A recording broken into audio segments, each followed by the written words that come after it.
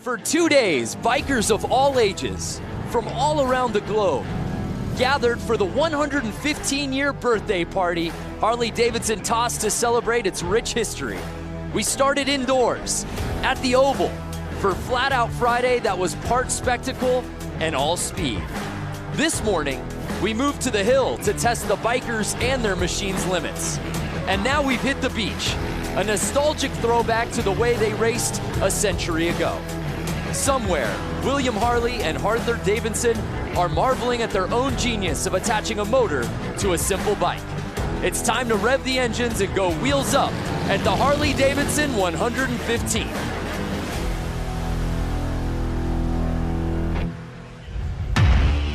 Welcome to beautiful Bradford Beach in Milwaukee. It's been an amazing 2 days of events out here for the Harley-Davidson 115th anniversary celebration. We started out last night with Flat Out Friday. This morning we had a hill climb, of course, and we end out today's action for the Bradford Beach Bowl. It's the Bradford Beach Brawl live from Bradford Beach here in Milwaukee, Wisconsin, presented by the Race of Gentlemen. What's happening, everybody? Brandon Graham joined alongside X Games gold medalist Lance Corey, and the lovely Diana Dahlgren will be rounding out our broadcast team out there on the course. I hope y'all are ready for some racing because, Lance, we've got 6 different classes of motorcycle hitting the beach here today. It's incredible. I mean, for the fact that this hasn't been here for 110 years and we're recreating history right now, I'm mind blown. Yeah, well said. 1908 was the last time bikes hit the sand, so we are in for a treat here today. And taking a look at our menu of events, heavy, men's Hooligan, men's Moco, men's vintage Sportsters, men's Brakeless 45, the mixed Trog 45, and I know your personal favorite, Lance, the mixed Hollywood 80. You have that correct. So we'll be seeing all of those classes hitting the beach here today. Just fantastic conditions. A little earlier today, if you were watching the hill climb, you saw what a muddy mess it was with the rain out there. Not a cloud out here that puts us in danger of any sort of precipitation. I think it's going to be ideal conditions. So before we get to the racing, as you see that beautiful commemorative flyover, we of course want to honor our country, and that's why before we kick things off, we started off with our national anthem, sung by Amy Eisenhut.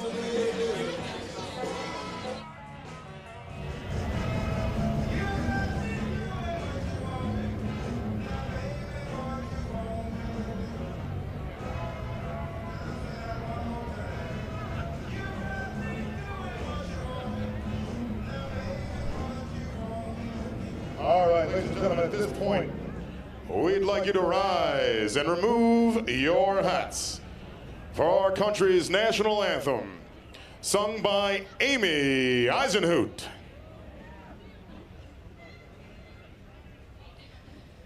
Oh, say, can you see by the dawn's early light what so proudly we hailed at the twilight's last gleaming, whose broad stripes and bright stars through the perilous fight o'er the ramparts we watched were so gallantly streaming.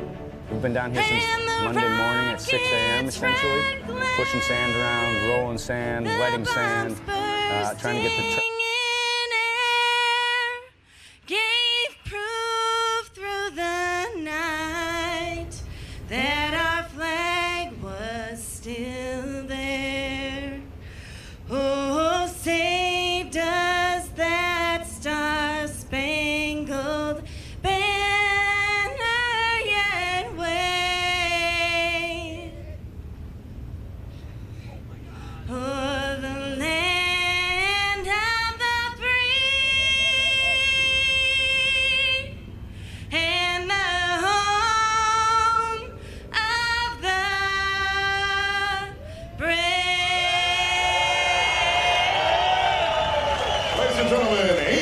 Eisenhoot.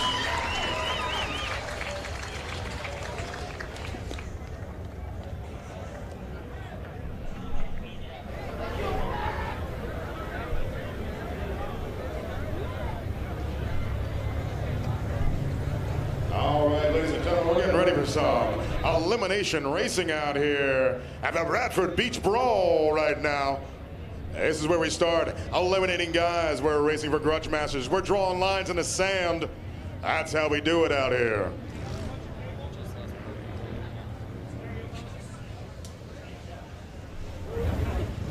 All right, we're running a bunch of classes out here. We've got the Trog 45 class. We've got the Milwaukee class. We've got the Brakeless 45 class, the Hooligan class, Vintage Sportster class, and the Hollywood 80 class. That Trog 45 class, 45 cubic inch flatheads. All right, well, we're excited to kick things off, but before we do that, let's check out a preview on the bikes we'll be seeing out here today. Let's send it down to Diana. Same as the Trog 45. Lance, Brandon, thank you guys so much. We are down on the sand. We are going to run through the 6 classes for tonight's events. First, bike here on my left-hand side. Yeah, we got Matt Harris here on a vintage Sportster. He's going to show these modern Sportsters how you push an old vintage Sportster around the track. Awesome. And then we have this lovely lady here on my right. One of HD's own, Leo Orloff, in the Moco class, showing everyone how an employee puts on a good race. That's right. That's what I love about Harley-Davidson, employees-only class. Then we were moving into more the vintage realm. Yeah, you got 2 great vintage bikes here. We got the Hollywood 80-inch class with the knuckle on my left and the Trog 45 class here on my right. Again, these guys are going to show you how fast these vintage bikes are, and being as old as they are, they still put out a ton of horsepower and push around the track. Not only that, he's wearing the Harley-Davidson vintage collection sweater that I have, and I love it. And then we have the more modern bikes. Walk us through these 2. Yeah, so we got the Trog 45 class, Brakeless, and we got the Sportster Hooligan class over here on my right. That's right, we got the Hooligans. Well, this is such an amazing event, so important in so many ways. Tell us a few difference between the modern and the vintage. Yeah, the thing I love about this event the most is that we're bringing together modern and vintage. It's not very often you see that happening, and it's really the vintage harkening back to our history and celebrating that. But now we have modern motorcycles, so we're going to see what those things can do out here on the track as well. This race hasn't happened for a long time, in over a century. Guys, let's go racing. Yeah, we can't wait. Enough talking about it. Let's be about it, Lance, as our first class is ready to kick off our action here today. Man, you cannot beat this view that we have here on the beach, on the Bradford Beach. Incredible. So starting things off, we have the men's hooligan class. There you see what it makes a hooligan. And these guys really are the spirit of the whole weekend of the Harley-Davidson 115th anniversary out here, Lance. They really are. I mean, they're riding bikes. I wouldn't say they're 115 years old, but they got to be 80-plus years old. Great to see them still out there running. Yeah, so there is a look at our start list, semi 1 of 2. Ever had anybody get and the fans have absolutely invaded Bradford Beach. This is such an amazing event, completely free, and everybody has come out here, and we've seen it. We saw it at Flat Out Friday last night, and we saw it earlier today out at the Hill Climb and Little Switzerland Ski Resort, and no better way to cap off today's action than out on the beach. That is right, and we are so lucky and so happy to have this beautiful weather for the riders as well as us viewers. Yeah, there you see a great look at the beach, and that's a beautiful shot of the boat. To give you a little sense of perspective, we're actually up in the boat. That is where we're doing this broadcast from. This is about as good as it gets for a broadcast booth. That is correct. In fact, I didn't even realize it was a boat until you just pointed that out. My goodness, where have you been, Lance? I've just been enjoying the day. You really have. We're having such a good time. It was a great day. We were at the Hill Climb earlier today. Actually got in a helicopter to get over here, once in a lifetime experience. And again, we can't thank you fans enough for watching online. This show is as much yours as it is ours. Tell us what you want to see, who you want us to talk to, what you want us to highlight, and where you're watching from, and we'll give you call-outs all broadcast long. This is for you. Lance is opening up Facebook right now. We're ready to rock. I'm loving how all these guys are just in vintage gear, vintage helmets, vintage sweaters, like Diana had said. It's an homage to yesteryear. And you see the flag girl getting ready. Semi 1 of 2 here in the hooligan class. Number 39 by Kevin Bass out of Prior Lake, Minnesota. 33 bike, that's Hollywood out of New Jersey. Look at him trying to start his bike back there. These old bikes, they don't have electric starts like the new ones. We'll see the Hooligans out there, they'll have electric starts. These guys are kicking and kicking. They're getting tired before the race even starts. Out the 151 bike, at the line, the 51 bike, 996 bike. He's having to time the engine, advance, retard, throttle. There's two different throttles on the bike. One on the left is advancing the bike. One on the right is getting the throttle going. A lot to think about, and the race hasn't even started yet. For you fans watching at home, of all these amazing bikes these Hooligans are on, which is your personal favorite? Let us know from a number plate, man. Can't go wrong with any of these, but we're ready to get it on. 51D, Harley-Davidson. We got the thumbs up. We got the flag waving. Bikes are running. And they're off. Hooligan Semi 1 officially kicks off. That number 77 bike, Josh Cole. These are fans. Well, these are our racer gentlemen, guys. Showing you how this beach racing's done. And they are off. Look at the lead that he's already got. Yeah, 50 building. Fresh track. It's like getting powder runs on a snowboard. These guys have been paving it for the last hour, waiting for these classes to hit the sand. It is not going to stay like that. Wait 1, 2 laps, and they are going to be fighting the sand. You hear that ripping by? And the 50 plate is just blazing around this beach oval, Lance. It's incredible. Mind you, look at these bikes. No suspension. Shout out to the fans watching, in particular, Wesley Wills watching from the maternity room, waiting on the baby to get here. Oh my goodness, Wesley, congratulations. What better to be doing than having a kid and watching this race right now? Well, I hope, Wesley, you're enjoying that shot. And no surprise, here comes Josh Cone on that 77 bike. And the number 50 is just, he's keeping it smooth. He's on the gas on the straights. Watch when it gets straightened out. Watch him open wide. And we're already getting to lapping. 50 passing the 313. Oh, getting a little squirrely out there. Looks like we got Kevin Bass stuck out there in the sand berm. I love when he just leans into it and you see the roost kind of pop off the tire. And it is right there. How awesome does that look? And that's going to do it. The 50 bike takes the checkered flag. Incredible. Now, Lance, as we said, this race hasn't happened here in the vintage class. Oh, he picked a good time to lay it down. Well, we haven't seen these bikes on this beach in 110 years. You can't practice, especially with a vintage bike on beach. How foreign was it for these guys to hit the sand for the first time with these bikes? Well, you know, they were dealing with the weather. But here's a replay. Check this out. Notice this. He slows down. Because he slows down, it's actually harder to get through the sand, and he crashes. He didn't slow down that entire race. No, it's easier to go faster on the sand than it is to slow down. When he slowed down, he let the bike go. And look at 3 of them. 1, 2, 3. They all slowed down. They all fell over, and they're all struggling getting their bike started. These are not new bikes. These bikes are older than probably most of the people watching this right now. It was full throttle the entire race, and then half the field just loses it after that checkered flag. That was awesome. Really was. Really was. Give them a big round of applause. And the thing is, they all went down going low speeds. They're all laughing. They might not be laughing if their bike doesn't start after a minute, but they're laughing. Yeah, we see a lot of fans for that 50 plate. Tim Connor. Walter Gerson Rodriguez, 50, killed it. That he did. Again, if you're just joining us, it's the Harley-Davidson 115th anniversary celebration. It's just a weekend full of madness out here all over the greater Milwaukee area, and we finish up our event schedule out here tonight on the beach. There's a look at it. I had to drag Lance out of the water. He was out there body surfing. I said, hey, man, we got to get to the show. That's right.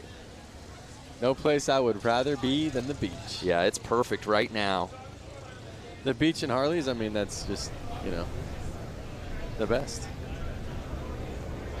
Much better conditions, and I'm curious any of those fans watching right now, if they were watching earlier today for the Harley Hill climb. A little bit different conditions than what we saw a few hours ago. It's incredible that just a few hours and maybe 20, 30 miles, and all of a sudden it's like we're in a whole different world. The fans have come out here in absolute droves, as you can see. Completely free event. There's no bad seat in the house. And it's all hands on deck to help get the bikes off the track as we await our next class.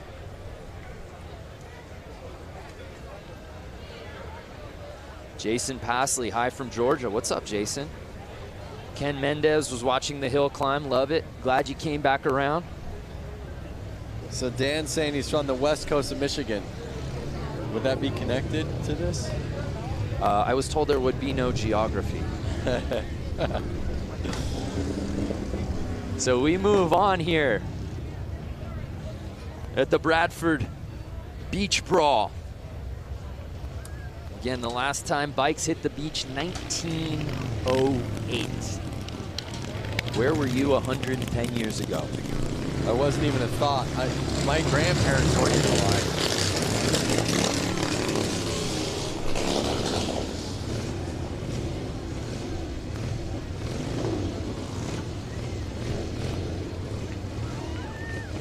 North Haven, Australia, Troy Taylor, stand up. So awesome to see all the fans out here, and then these old Harley-Davidson vehicles, I want to say. I see kind of like a milk truck. I see a old bakery truck. You know, I know we probably can't do it, or maybe it's frowned upon, but in addition to all of these incredible new bikes, like the 2019 stuff that Harley has on display, and of course the vintage bikes we're seeing out here today, as you said, the old vehicles and the old banners. I'm talking like the old Harley-Davidson race banners. That's like the ultimate memorabilia. I would love to just grab one after the broadcast when no one is looking. I'm definitely going to have to ask the right people if I could grab one of those for the shop. Great time from New York, Quebec, Canada, Bastien Briard. So I want to know all these people on Facebook Live right now. Yeah. Are they rooting for a hooligan? Ooh. What hooligan do they want to see out here? Yeah. You know, take the win. Yeah.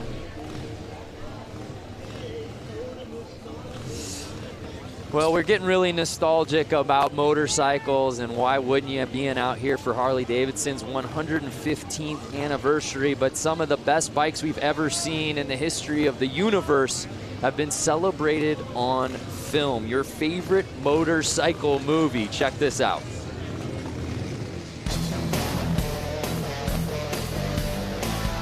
My favorite motorcycle movie is, I don't have one. I love them all. I guess I would have to say The Wild One with Marlon Brando.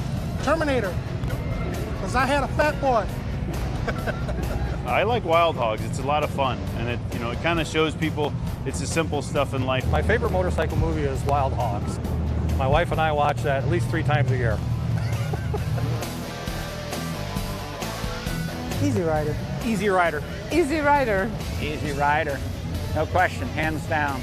I have to duplicate my husband on that one. Easy Rider is the motorcycle movie. Wow, I am so glad that Easy Rider edged out Wild Hogs. What is Lance Corey's favorite motorcycle film? That's tough, man. I mean, I was born 1990, and I've watched Easy Rider. I do dig that movie. But something about watching Wild Hogs and then being able to, like, call somebody a Wild Hog, they're both great. It's become the ultimate adjective, that's for sure. All right, so we have vintage Sportster class lining up. Is that correct? It looks that way. Let's take a closer look at some of these bikes. Any of our fans watching out here today have got a vintage Sportster of their own? And if so, give us the stats. Actually, I'm getting word that this is Brakeless 45. Oh, the Brakeless 45. Yes. There will be no slowing down in this race. No. But you don't want to slow down. You want to stay on the gas. Then you stay above the sand, and you don't end up crashing. Oh, speaking of motorcycle movies, there you see our Brakeless 45 contenders. I was actually going to bring this one up, that Amon Sharma Terminator. Terminator. Absolutely. Yes. when he jumps like a fat boy softail off like the into the yeah, wash. Incredibly realistic. So here's a look at our rules for the men's Brakeless 45s. Pretty simple. Bikes out here on display. Anybody out there watching got a Brakeless of their own?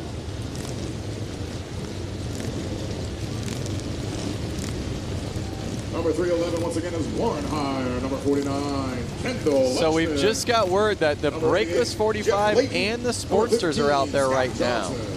We'll have to keep an eye on that. I love the camaraderie of class. So let's see who this track favors out here today. And it's 311 with the early lead on the outside. But he's leaving the inside track wide open for 15 to make the pass. Scott Johnson, number 15, pushing him wide and staying on the gas.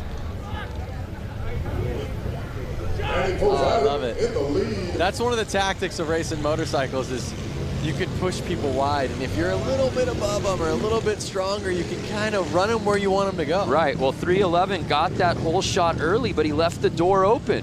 Yep. And it's Scott Johnson in the 15th place, leading the way. I mean, you can just hear how loud it is here. The bikes are ripping by. Uh-oh, someone's he's getting squirrely. Johnson. It's Warren here. Can he catch him? Taking that berm high in that now, second Scott turn. Johnson and Warren are good buddies, so we'll see if they play nice with each other. Oh, we've got a bike down. We'll see what number that was. Look at this shot. Are you kidding me? Can Warren cut to the inside? Through the water, inside line. The people at the fence there. We got bystanders diving into haystacks. Oh, he got. And it's 311 who got the lead. Scott Johnson opened the door and 311 pounds and he goes down. Warren's down. Too much. Too much. What a race. That was so heavy. Scott Johnson held on. It's going to be his to win. Can he keep it? The back and forth between Scott and Warren was so good in this race. And then Warren puts the bike down. Oh, and it's one of those things, they're so hard to start. You can't just hop right back up and try to get back to where you were. Nice job, Scott. Wow. That race had a little bit of everything. Lead changes, fans diving off of the track. Yep. The leader going down. Well, you know, it's one thing, everyone can ride fast, but can you keep the bike on two wheels? If you can't, then riding fast is doing no good. Utter and complete recklessness. Scott Johnson taking the win. Let's take another look at this. So this was amazing. Whoa! Oh! Collision was going on. Yeah, you have to wonder if that got into the vision of the rider as well. And as we take a look, yeah, and this is where Warren just goes uphill, and Scott Johnson says, sweep. Just like I said earlier on in the race, as soon as it gets rutted up, it's going to be a lot harder for these guys to handle the bike. Lap one was like riding a powder run on a snowboard. Oh my gosh, that was crazy. Fans at home, what do you think? Oh, wow. They're actually going to tow this bike off the track, I think. Yep. Oh, poor Warren. Guys, like I was leading this race. Now I need a quad to get me off the track. It was mine to win. Ruby Bender, fun to watch. You can say that again. Again, if you're just joining us, thank you so much. It's the Harley-Davidson 115th anniversary celebration, the Bradford Beach Brawl. Brandon Graham alongside Lance Corey and, of course, Diana Dahlgren down on the course. Diana's got better access than anybody, that's for sure. That is true. John Meyer, sign me up. All right, folks, then we're gonna keep the excitement Get on going over, right bud. here. As soon as I wouldn't mind being in one of those boats. Yeah, you're kind of a yacht guy. I would definitely be in that yacht. Yeah, yeah. Kind of a prestige worldwide. Wide. So we're getting ready for our next class, and hopefully it lives up to the hype. What we've seen so far has been some great racing. Josh Jones, I think this should be every weekend event all across America. Josh, we're there too. Hey, for more on the course, let's head down to Diana. What's going on, Di?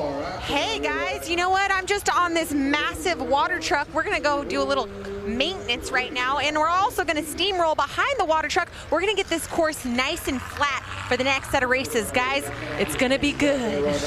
Wow, so we're gonna have another race where a guy out front gets the perfect track.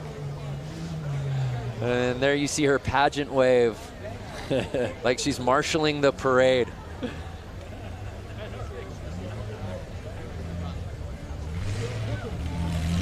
So again, obviously, as we said, no one has raced on this track since 1908, but let's take a look at how we got here. It takes a village to get this thing going, but Lance, job well done by all of the contractors out here to make it possible for us to bring these bikes out today. It's incredible. And these guys, they're people that ride or hang out with the riders a lot. You can't just come out here and make a track if you don't know what it's like to ride the bike. Right. Yeah, you can't just merely push sand around and make an oval. There's absolutely a science to this. Definitely. And oh my goodness, Diana's got a t-shirt gun. Please cover small children. Protect your eyes. Diana, can you come over to the boat that we're in and shoot one over to me, please? Oh, there he goes with that Hudson engine. So we're going through some course prep. Let's check in with some of our fans watching right now. Where are we watching from? Hello from Portugal. What's up, Angelo Lopez? Gotta make sure we keep it safe for all of our riders out there. Brazil, Felipe. There you see Diana opting for the one-handed shot. Takes utter control. How about this guy? Driving his custom-made vehicle around. Think it's street legal? Yeah, and I think that nobody seems to be bothered by it at all. There's a lot of wacky stuff going on for the 115th anniversary. Good times. Brian Mose from New Zealand, Kevin Morris from Rhode Island. I want to know who's the furthest from Milwaukee. I mean, Brian Mose. Yeah, I'm not a map guy, but I feel like New Zealand and Australia would be in the lead there. Didn't we talk about not getting into geography? Yeah.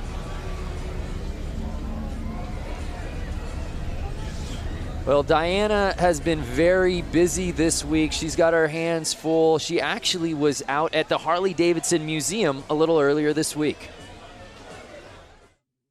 115 years ago, two friends, William and Arthur, came together to create Harley-Davidson. We are going to show you a little bit of the history, culture, and most importantly, the bikes here at the Harley-Davidson Museum.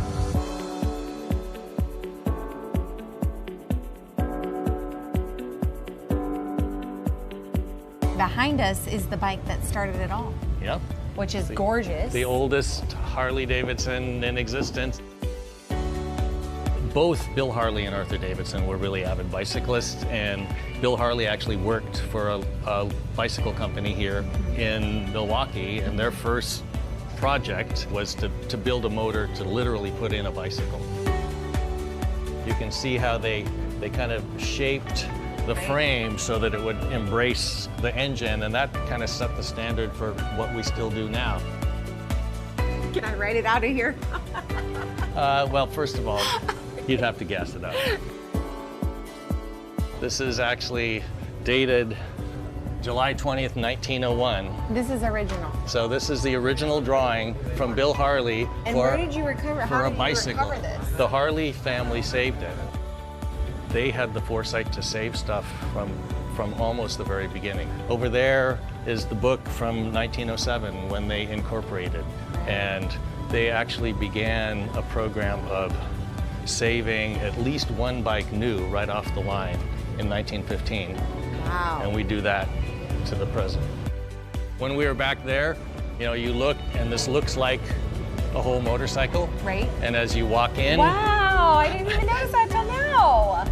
That's amazing. See, it works. This thing's completely taken apart. So, you know, the idea here in this whole room is to give people, you know, a sense that the engine from the first bike we built today is the, you know, real heart of the motorcycle, both, you know, obviously from making it go, but from a design point of view, we always show that beautiful engine like it's a jewel in a setting. We want to give people a sense of, you know, how these things work, and we make it interesting.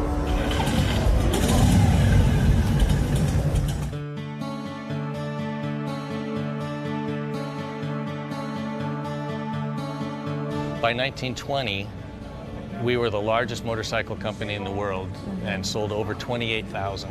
In those early decades, there were dozens, we think as many as 60 different American motorcycle companies. By the time we came out of the Depression, there were only 2 companies left. You know, the major turning point was World War II. Over the course of World War II, we made almost 90,000 military bikes. What kind of jobs in the military were Harleys actually assigned to? They were mostly, they called them dispatch riders. Okay. So they were taking messages from one place to another. Our story weaves in and out of the story of American history. This is the bike that this badass cyborg Arnold has to ride. Schwarzenegger. The real Captain America in the comic book, he rides a WLA. Right. The original didn't come with flamethrowers and stuff like rocket launchers. Like the Terminator, one thing that's great is it's kind of, you know, it's not just like a car, it's a character. So Jim, we've walked around, there's a lot of stuff in this museum. Yeah. When you think about motorcycling, it's not just the bike, it's the black leather jacket, all the uniforms, and then all the things that people do to add to their bikes. So we've got, you know, just an incredible array of things to help tell the story. What do you hope each person that sets foot through this door gets? If you come into this place and you're a Harley-Davidson enthusiast, we're gonna stoke that passion further. If you got dragged along by somebody and you don't think you're gonna like it, you're gonna leave thinking, you know, that was actually interesting and I've never really thought much about motorcycling, but that's an interesting subject. There's something for everyone here at the Harley-Davidson Museum, that's for sure. That's the goal. Wow, just a tremendous story. And it's worth the price of the trip to come to Milwaukee. If you have no other plans, go to the Harley-Davidson Museum in downtown Milwaukee. You will not be disappointed. I've been there more than a handful of times, and even watching that video, I get just stoked up. Yeah, you get chills, and Jim's absolutely right. Whether you're a wild hog, just getting onto a motorcycle the first time, not even interested, there's something for everybody there, and you walk away, I think, wanting to get a bike, that's for sure. You don't even need to be a motorcycle rider, like you were saying. It just, to see the American history and the fact that somebody was doing that so long ago. The longevity of the brand. I mean, we talk about it being the 115th anniversary, but he put things in perspective really well, that after the Great Depression, there were only 2 motorcycle brands left in the world. Yep. And Harley was one of them. It's so awesome. It's so awesome that it's still here, still living the dream, and every enthusiast is keeping it running. Well, we thank you for joining us here for the Harley-Davidson 115th anniversary celebration. It's the Bradford Beach Brawl, and we've just got some course prep going on out here at the beach on Lake Michigan. And it's been a gorgeous day thus far. We're a few races in. It's been a lot of fun. They started setting this thing in order earlier in the week, Monday, I believe, and the digging began on Tuesday, and here we are Saturday, and this ends our amazing event schedule. All hands on deck, as we said, everyone playing a role out here. And at its core, it's really for the fans, and everybody gets to come out here, a completely free event.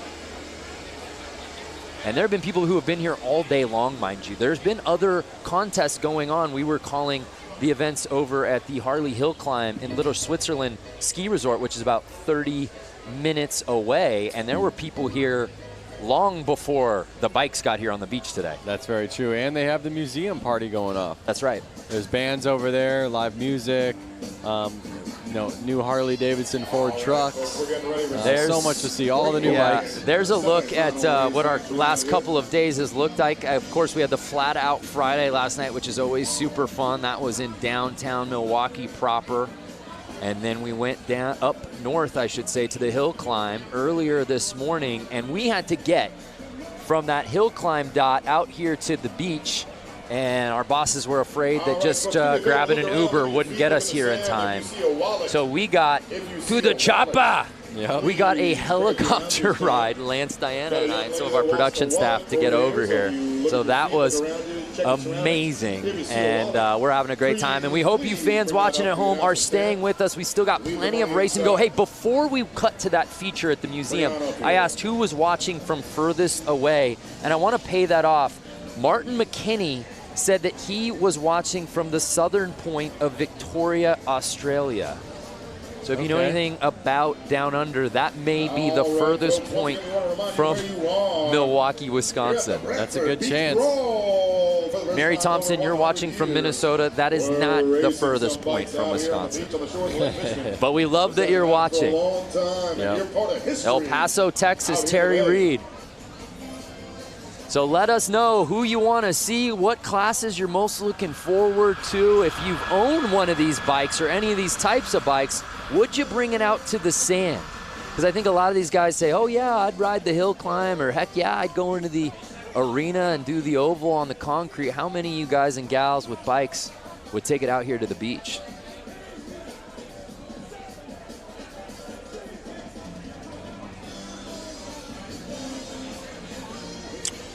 Well, let's head back down to Diana, who's fresh off her free ride. I guess you hitched a ride to get onto that water truck. How you feeling now back on land?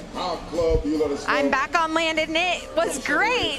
The track maintenance is so crucial when it comes to this beach racing. And you know, to think about it, over 100 years ago, we didn't have machinery like this. So it just makes you wonder what track conditions were like back then. But for now, the course is smooth, it's going great. And I will tell you, these are the greatest fans in America right now, near and far in Milwaukee for the 115th anniversary, Bradford Beach. This is the spot to be, guys. Yeah, there's no doubt. She's got the best seat in the house, and we're getting ready for our next class that will be hitting the beach, the Hollywood 80, Lance. All right, folks, listen, it takes a village to look around, look at your feet, see if you find a wallet. We got a young lady missing a wallet. So there you see fans in attendance. We've got fans in the infield. We've got fans out here. There's some stadium seating just east of the sand. And lines of traffic. I feel like cars are even stopping near the beach just to roll down the window to get a view of this thing.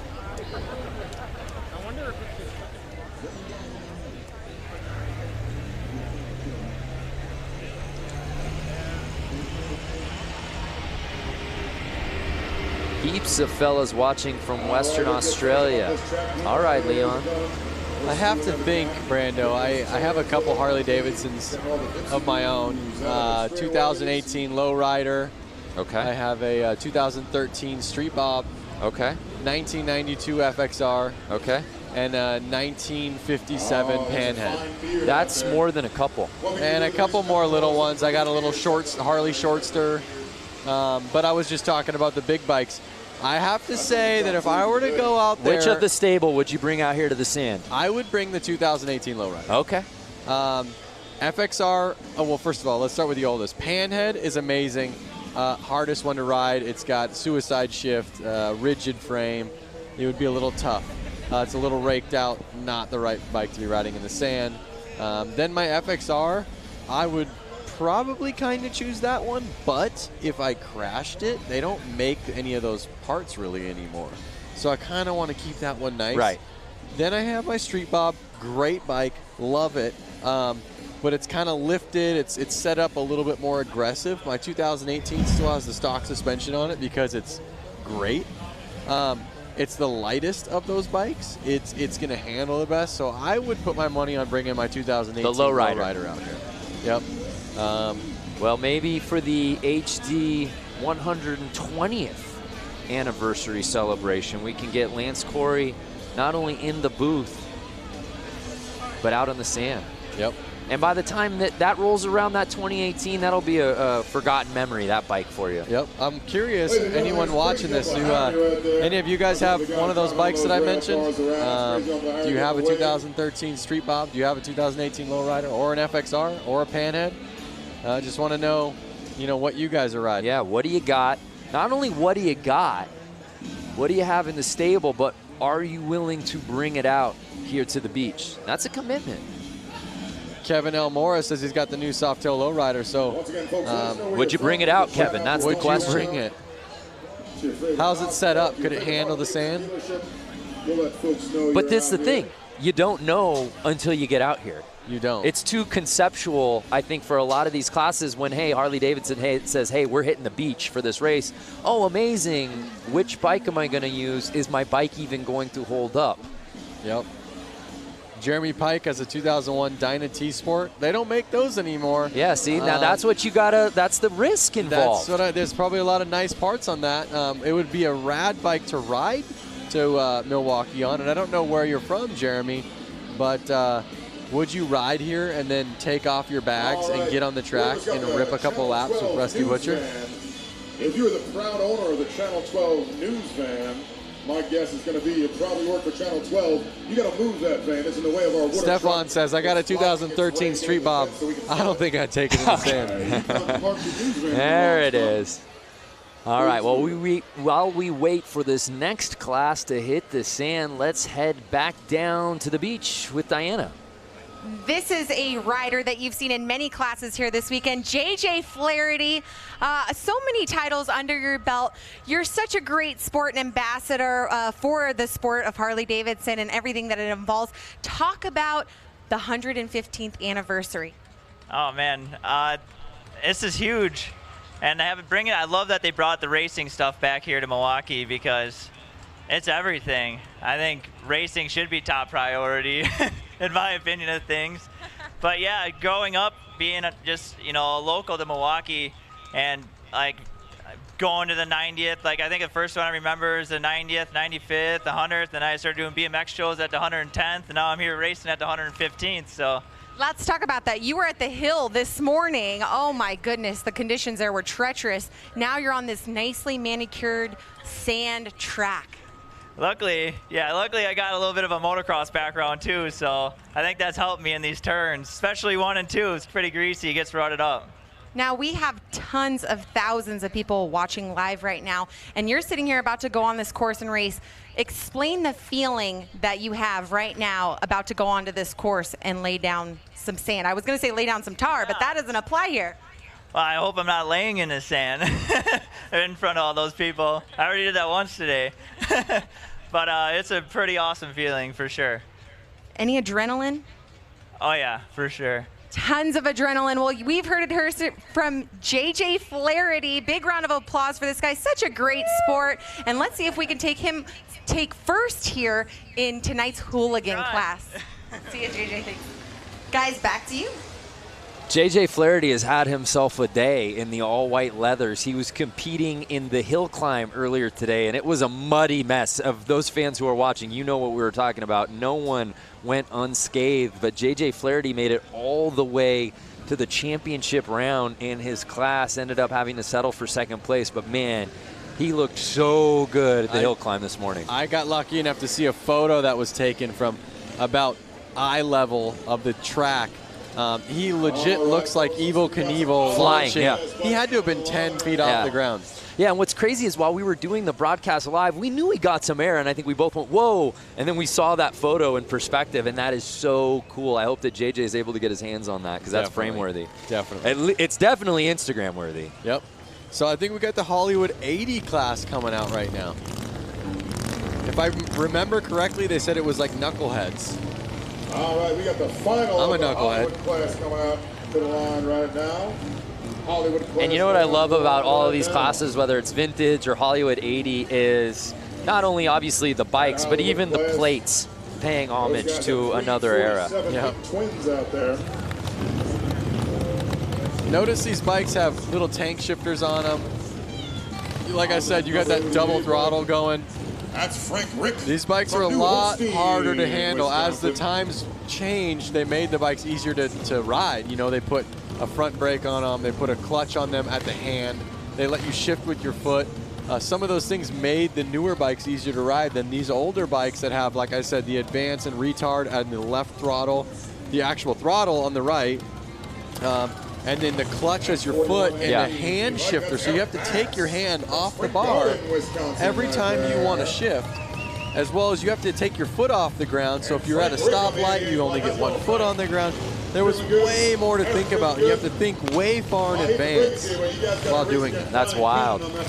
And yeah, for you fans watching at home going, was this just a man head-to-head race? No, no, no. Bike's slowly coming back out here. We'll have a full field.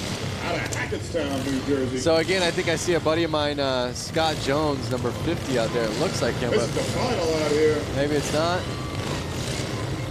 No, the 50 plate, that's B. Cannon. Oh boy, well Scott, you look like Cannon. You're putting your friend on blast right now. I bet you it's him on somebody else's bike. No, he's actually got hand tattoos, I think. That's totally wrong.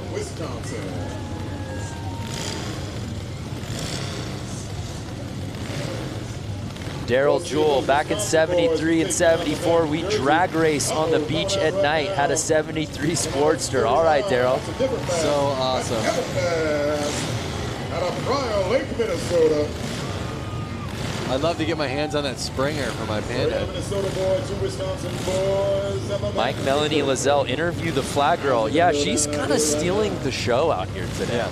Notice how she kind of like waves it, and they don't go until she does a big jump, and I believe hits the ground. Yeah, see, waving, wave.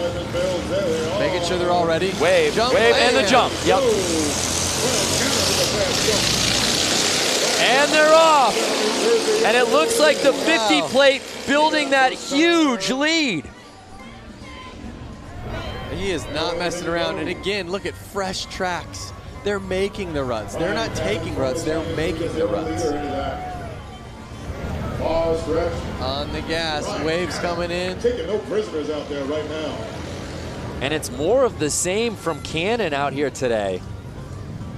So awesome. Look at him. He's getting the weight on the rear end, which is basically getting the front tire off of the ground.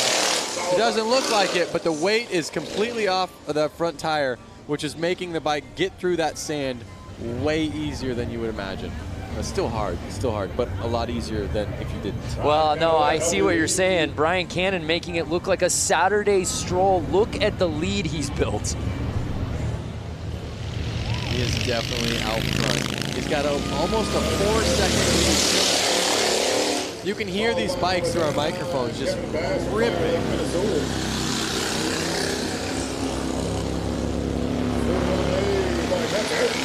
So this is the Hollywood 80 main, and it's Cannon's race to lose. He can ride as far outside as he wants at this point. Look at him looking back like, can I chill out right now? 1 lap to go. And ladies and gentlemen, it is, as we suspected, Brian. And it's Brian Cannon with the win. In second place, Kevin Bass from Prior Lake, Minnesota. I see 2 Basses out there.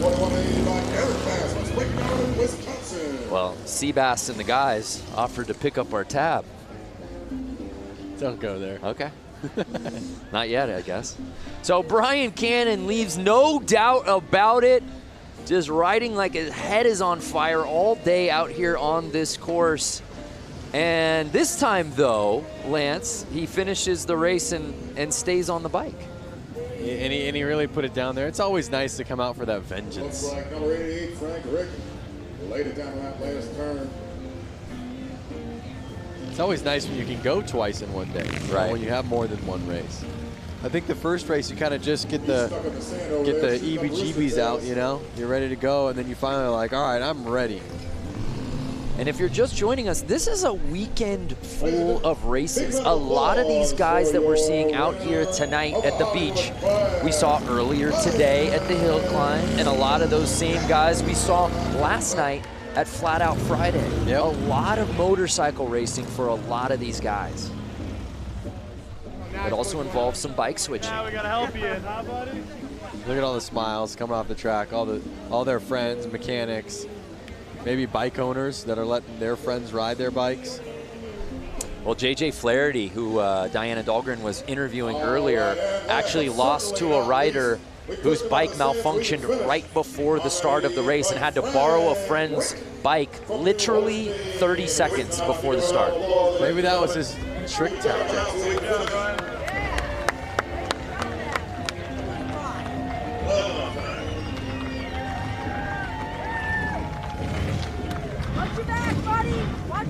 So here's another look at Cannon.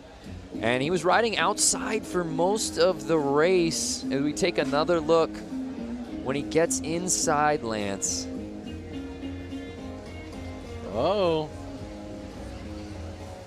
Well, you notice that once the race gets going and there start to form ruts, he's kind of dodging them. And you saw him kind of fall into a rut in the first corner, and then he kind of came out. And as he's going into the next corner, he's trying to take a line that nobody's taking yet. So it's a lot of thinking ahead, patience, while staying on the gas, you know? So now it's time for Heat 2, I believe. Heat 2 of the Hollywood 80 main. To me, this is looking like the Hooligans. Oh, this is Hooligans. There, yeah, we've already switched. I apologize. My scoring monitor is not keeping up with the torrid pace of the racing out here today. And there we take a look at our start list. Semi 1 of 2 for the Hooligans. Lance, you know a lot of these guys pretty well. I do know a lot of the guys. A lot of these names right now that I'm seeing aren't as much California kids, so I'm not sure if I know this class that well. I myself from LA know a lot of the guys from the Hooligan series that are from Southern California. Do you say you're an LA guy or do you say you're a Valley guy? I would say LA. When I'm out of LA, I say LA. And they're off! So it looks like 34 has the lead, but he's keeping the inside open. Can 33 make the pass, Bear? And he does. Look at these bikes. You can see they're newer, faster. I mean, these guys are throwing roost. But also note how much they're kind of squiggling through the lines right now. There are that many more ruts. They are having to dodge the ruts or drop into them.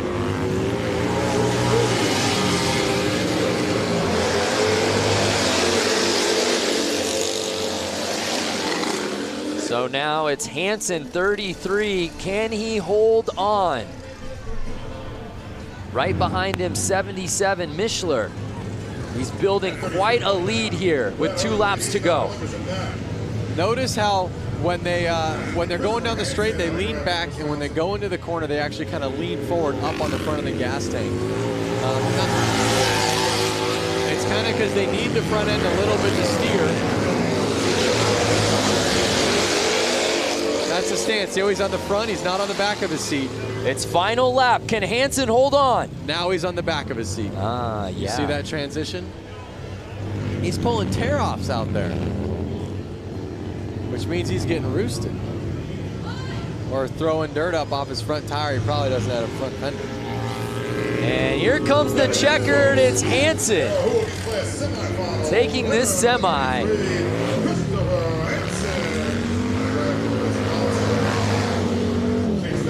I see a question right here from Walter Rodriguez. Is there a Hooligan group of riders around New York City?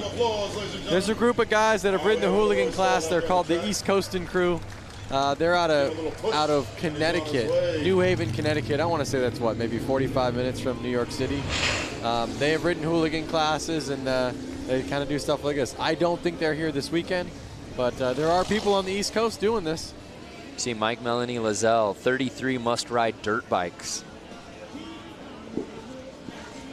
So let's take another look here down the stretch before that first turn. And early on it was the 34 bike, but he went outside and 33 was able to pounce. And there was no looking back after that first lap. Like I said before, those ruts are kind of messing with these guys now. They're having to hold on to a wild animal almost. A little bit different than riding your Sportster on the paved ground. I will say. So we've still got another semifinal in this Hooligan class. I think I see a couple of the crowd favorites heading out to the track right now. So who will join Hansen and the boys who qualified out of that first semi. Number 35, Dave Kilkenny from Waukesha, Wisconsin, comes to the line. It's great too, Lance, because there is such a huge contingency of Midwest riders, particularly Wisconsin riders. We've seen it across all platforms out here the last 2 days. Yeah.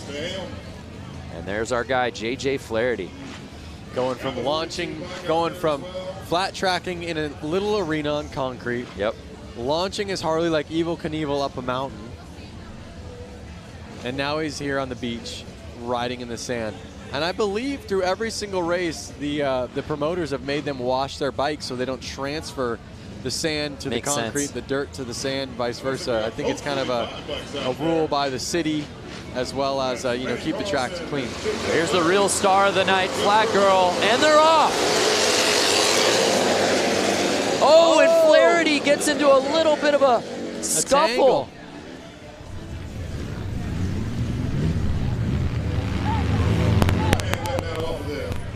Oh, we've got ourselves a battle, Lance, right at the top. Oh, yeah. Flaherty staying on the inside, though. Yeah, he's playing this thing right. 142 still leading, but he's on the outside. And now it looks like he's finding his groove, Lance. Diana, what are you seeing down there on the course in this race? You know, I've talked to a lot of riders, and some of them were talking about taking that outside line, relying on that outer bank, but JJ Flaherty early on in this race was taking that inside line, saved him some time. Might be an all-out battle. A lot of these guys, are they used to the weight? Lance, you could probably attest to this. What kind of weight are they facing when they go into that turn on the inner line? Well, I mean, they're already riding bikes that are... Oh, no! Oh. Flaherty goes down! Our man we were keeping an eye on is down. His friends are running to him. I'd love to see a replay of that so we could see what happened. Oh, we need to see that one more time. He was behind Holbus less than a second, and he goes down with 1 lap to go. JJ Flaherty and Danny Holbus have ridden together for a long time. They're good friends. Unofficial results right now have Holbus winning that semi, or at least taking the lead. Hopefully it looks like Flaherty's okay, but yeah, we need to see another look at that. That's for sure. And again, this kind of goes on what you asked, Diana. That bike's 500-600 pounds, and he just tangled with it. Let's check this out. Yeah, here we go. Let's see what went wrong for JJ Flaherty. He was trying to pull a tear off. Oh, yeah. The ruts. The ruts. Yeah, Diana, is that what you saw down there with JJ? Saw the tangle up, but also what I saw, guys, was the camaraderie. I don't know if you saw Atkins, better known as the Rusty Butcher, come right up to him, check on him, see how he's doing. There he is again with another hooligan. That's the love and camaraderie we have here in Harley-Davidson and flat track racing. Yeah, well said, Diana, especially in this hooligan class. So many of these guys are friends. What started out as just friends riding together, gaining notoriety, and it's evolved into something so much bigger than that, and they're all out here today. Really what happened out there was, he was trying to grab his tear off because he was coming from the back. He probably had dirt all over his goggles. He was a little too focused on that, and you saw he was kind of in a shady area, which I want to touch in a little bit. He didn't see those ruts that we've been talking about since we started this. He cross-rutted. Front tire was in a different rut than the back rut, and that basically crossed him up, threw him right off the bike. That's a really good point as we take another look. Going at the goggles, not paying attention. Yeah. Cross ruts. Just takes one hand off and completely loses control. And that's such a bummer because he was right behind Holbus, and he ends up with a DNF, and then the riders behind him settling for that DNF. And it's Holbus that takes the win there. Notice the fans in the infield, so stoked just to kind of handshake and all smiles on their faces, happy he's up walking around. But you bring up a great point about the shadows. When these guys got out here, the sun was shining throughout the entire course. Now as we're getting a little later into the day, and it's 6:05 p.m. here local time, the sun's slowly starting to come down, and really dare we say, half this track is now in shadow. It's tough. It really makes it hard in the shadows, and it makes it hard. You don't know what goggles to wear or lens to wear. You want to wear something for the sun, then all of a sudden you're in the shade and you can barely see. Or if you wear something for the shade, you pop out into the sun and you're blinded. So it's a tough one for sure. Not saying it's impossible. Obviously they're out there doing it and kicking butt, but it puts some confusion.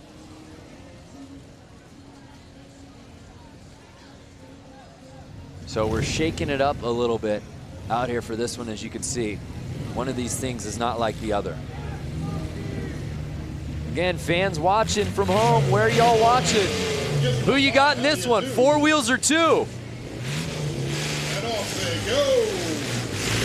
I'll tell you what, it's also a battle of gears. Look at how much he is steering that thing. Just on, left, right, just to keep it going straight. It's already turning around with the look back. So you can imagine with how much he's having to correct those steering wheels, how much a motorcycle's having to do it. John Holt watching from Tucson. What's happening? Paul Garbett from the UK. Oh, and the bike makes the pass on the car. He's getting a good lead. He's got about 2-3 car lengths, but that car is hauling butt into the corner. You gotta get yourself a Harley-Davidson motorcycle, son. Can this car somehow make its way to the inside for a pass? 151 not giving him an inch. The man in the car's got a cup holder, a drink. He's just hanging out. Look at that, thumbs up, good times, positive vibes.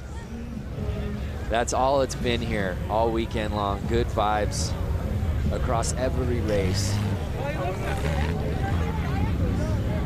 Christopher Pinnicky watching from Des Moines, Iowa. Randy Serta, California. Australia in the house. Louisville, Kentucky. What's up, Trevor?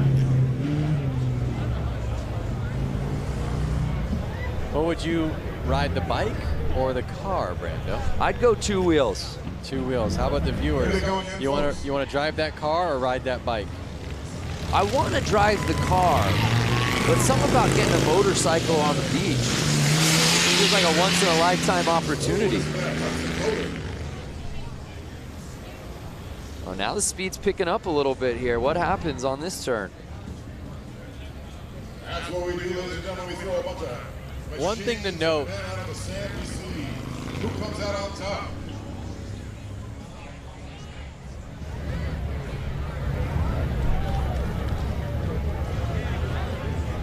Well, as we continue on with this race, it's Baywatch out here on the beach. Let's go to our own lifeguard, Diana Dahlgren. Oh, that was clever. Okay, so yes, I'm the personal lifeguard here for the Bradford Beach 115th Harley-Davidson anniversary beach brawl, I guess. But anyways, they are about to start track maintenance. Now, I'm up here to show you guys the feel.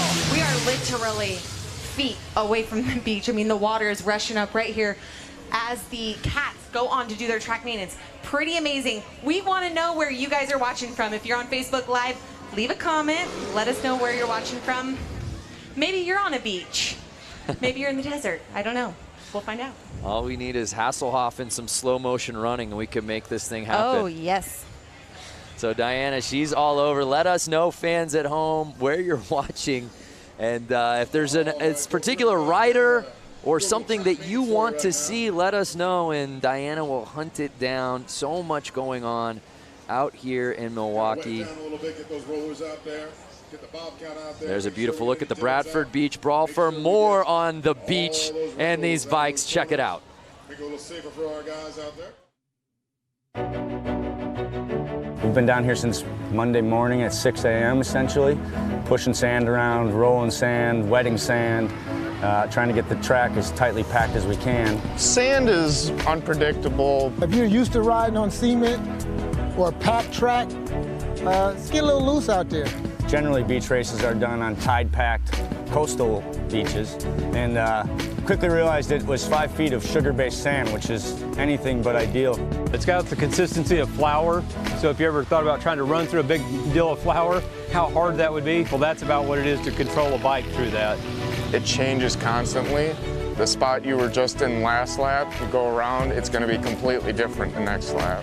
You can't be scared of it. You got to just like hold the throttle back and rip through it. And you know, you see a big sand pile, you're not going to slow down and go over it. You got to just fly through it. It wears you out really quick, and I've never rode on anything like it in my life. Very cool. It's going to be guys that stall out, and there's going to be guys that fall over. It's a lot of fun. It's, you know, a lot of oohs and ahs. Hopefully only thrills and no spills. The one thing I love about this race and this whole idea is it's a mix of modern and vintage. This is 1989 XL 1200 Sportster, and it hooks up and hauls ass. This is a 1929 Harley DL. This is the Godfather. A lot of times you have the two separated, and we're bringing them both together. Vintage to really celebrate our history and harken back to our roots, and modern to show what our modern motorcycles are capable of out on the beach. Being able to come down here and ride Bradford Beach is a once-in-a-lifetime experience. It's a fun place. I think everybody will get real close and get to see, probably get some sand in their hair maybe, and have some fun. We're here in Milwaukee celebrating Harley-Davidson's 115th anniversary and our history. These guys have an opportunity to create history. Everybody sticks together. If you need a tool, if you need a helping hand, if you tip your bike over, they'll be there to help you pick it up. Well said. Really neat to see the variety of bike, the variety of rider out here today. Again, we love hearing from you fans. William Hugelmeyer, let's get a closer look at the running gear these guys are using. Hopefully Diana can hear that. Maybe she and her personal camera she brought out here can give us a little bit of a closer look at what's going on down at the starting line. Make sure we keep our guys safe. Make sure we keep you safe. People are watching from all over. Wichita, Kansas, New York City. Thunder. You can't hear me? Hey, there we are, Diana. Hey, guys. Yeah. Oh, we're losing you. We're losing you, Diana. I don't know what cell service she has, but she's not coming through. So if you got a kid who's a skateboarder, get him up to the rail. We passing out some. I love that one bike. I can't recall the model he said it was. He called it the Godfather from 1929, Lance. I know. I was thinking to myself, wow, in like 10 years, that bike's going to be 100 years old. And he's out here riding it in sand. In sand. That thing would be up on my mantle at my house. Brad Talbot watching just across the lake in Michigan. Brad, wave to us so we know that you're watching. Kenneth Kramer, Kansas City. Mick McNasty, I hope that's your given name, Glasgow, Scotland. Just a wonderful day for racing, and I can't think of a better way to sort of cap off the weekend festivities of the racing than being out here on the beach. You see the sand maintenance going down right now. One interesting note that we heard in that feature was one of the riders talking about the consistency of the sand, and what he likened it to was flour. I heard that and I was like, that's pretty good. But you know what? I've ridden on beach sand a ton in my life with sand tires, right, stuff like that. But I've never ridden on lake sand.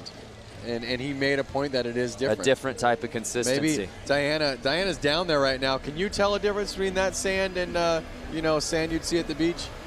I guess this is like sand you would see at the beach. But I found her. And what is your? Very nice to meet you, Zaria. So we are out here. We're hanging on the infield of the Bradford Beach Brawl. How's it going out here so far?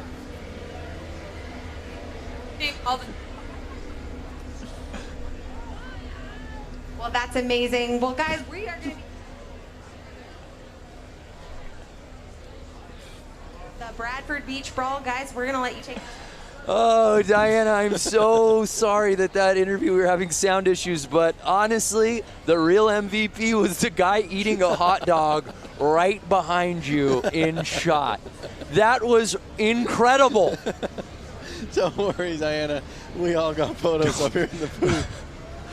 Diana, we didn't hear you, but that was still the most entertaining interview we've seen all day. Let's see what the people Oh, my on God. Facebook Please think get about that on Instagram. And tell me fans at home watching on Facebook just saw the hot dog guy. Gotta love that hot dog. Lance, read me some of the quotes, please. The guy behind her cramming his face. Look at the mate feeding his face. Oh, that was too good. Holy cow. We can all go home. Oh, no, we still got more racing to go. Holy cow. So there you see course maintenance. Oh, we'll never be the same. Tell me you got a photo of that for us to post, please. I got a photo of that, and I'm putting it up right now. Again, if you are in the greater Milwaukee area, if you are in Wisconsin, if you are Lake Michigan adjacent and you're not here, you're blowing it. Figure out how to get out here. We've still got more races to go. There's music going on.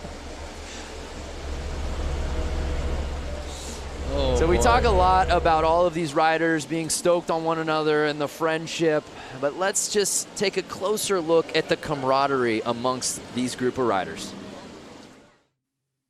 The way I see it, everyone's got work on Monday. When we go and do these events, it's a great amount of respect for everyone around. We're always helping other people out, like if somebody needs some gas or if somebody has a flat tire, we'll help out with that. I lost my rod on my rocker clutch, so I figured my racing was over for the weekend. A guy had one in his car, we cut it, we tapped it, I'm ready to run. This is family.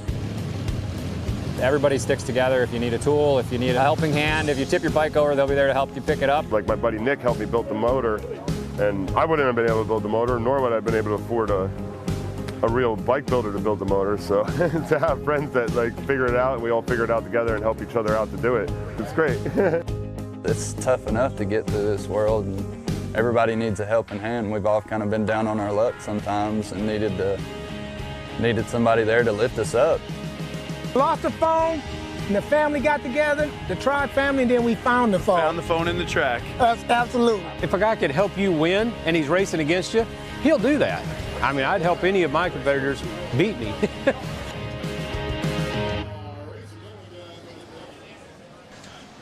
Such an amazing time here on the infield of the Bradford Beach Brawl. Geez, that's a tongue twister. But anyway, standing here with a lovely lady I just met.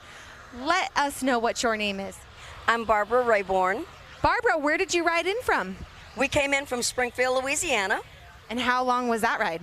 Well, considering the fact that we went from Springfield to North Carolina, Tennessee, and then here, it was a few days.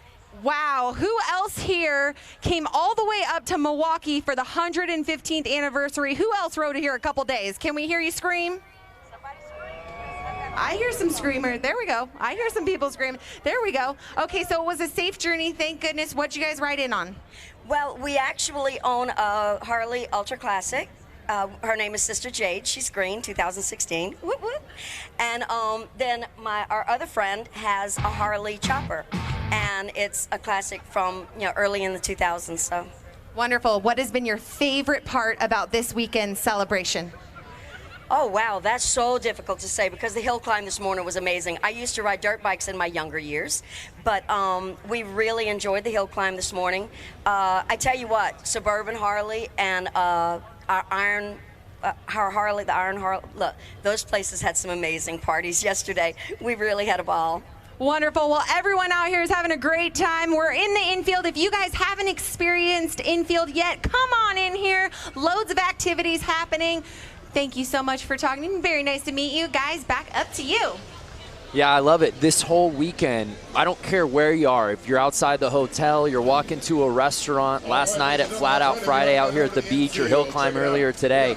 So many people like that lovely lady that Diana was speaking with, just people who rode in here. You and I were commenting and marveling at all the different license plates we were seeing on the Harleys. We saw bikes from Mexico yesterday. I want to kind of go back to Facebook Live right now. We're getting comment after comment. Like Lucas said, the weekend will not be complete if the hot dog guy doesn't get an interview. Where is the Harley-Davidson hot dog man? He's now an HD ambassador. This is incredible. Hot dog, Harley-Davidson, it just makes too much sense.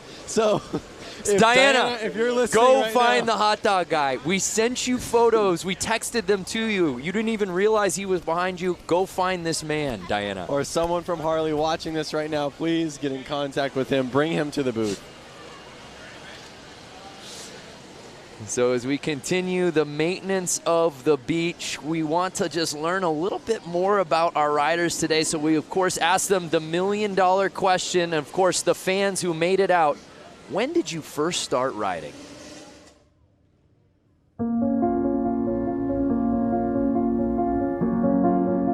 I started riding when I was very young. I had 2 older brothers that rode, put me on a bike when I was very young, pushed me and said go, didn't tell me how to stop, nothing. And ever since then, I've been hooked. I started riding 30 years ago.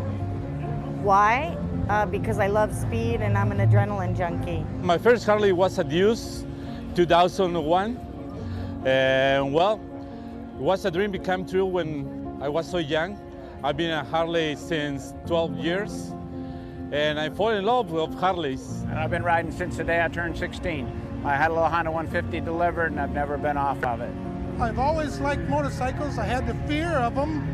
And my wife says, why don't you take a class and see if you like it? That's all it took, 1995.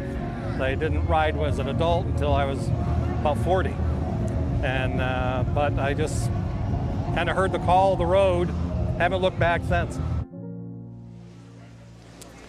Yeah, everyone's got a fantastic story on how they first discovered motorcycles. Lance Corey, professional rider, X Games gold medalist, freestyle. Tell us how you got into riding bikes. I just had, actually my parents did not ride. I had a cousin, 2 cousins that rode motorcycles. They were a bit older than me. When they grew out of their PW50s, one of them was handed down to me. So I've been riding since I was about 4 years old, into motorcycles my whole life, and got a Harley-Davidson right when I turned 16. It was only fitting. You can get your license, you can get a Harley-Davidson.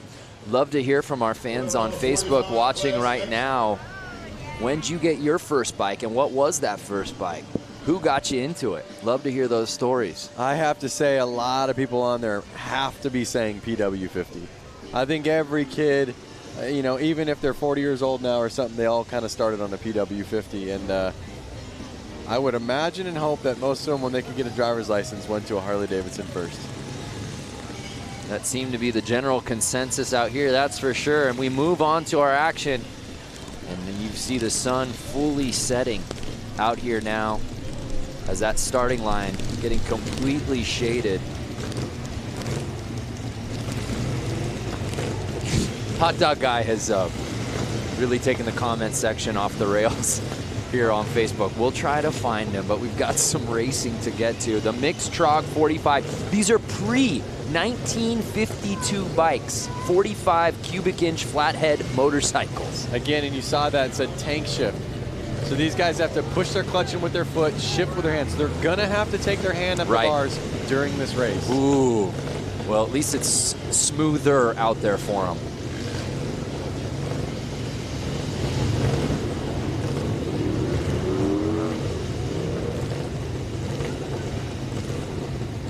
There's the flag girl that a lot of the viewers on Facebook are.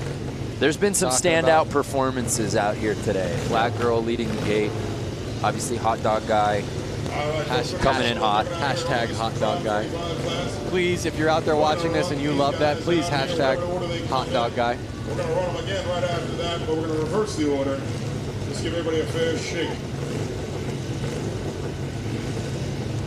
And you see, even with the course holds and the maintenance, fans are not leaving. They're here to watch some action.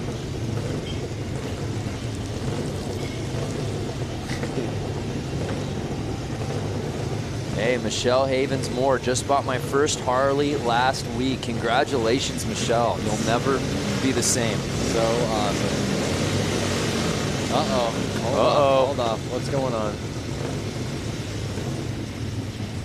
Oh, are they shutting their bikes off?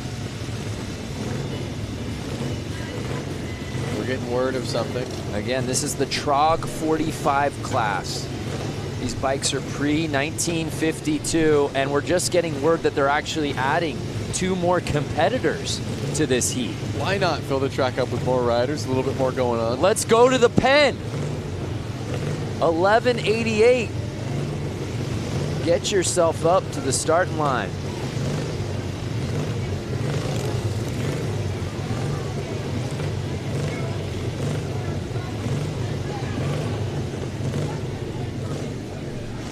And here comes the 313.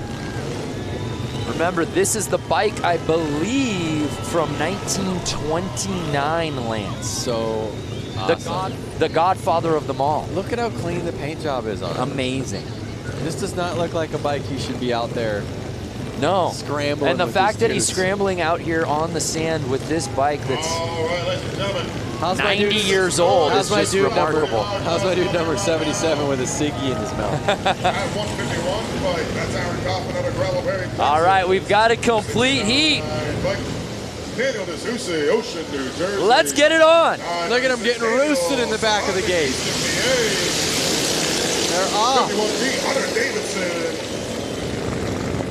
That roost does not feel good. You ever been sandblasted? Never. It takes paint off of stuff. So it's 69 getting the hole shot. Does he leave the inside open though? He does, and it looks like the 77 bike takes the lead on lap 1.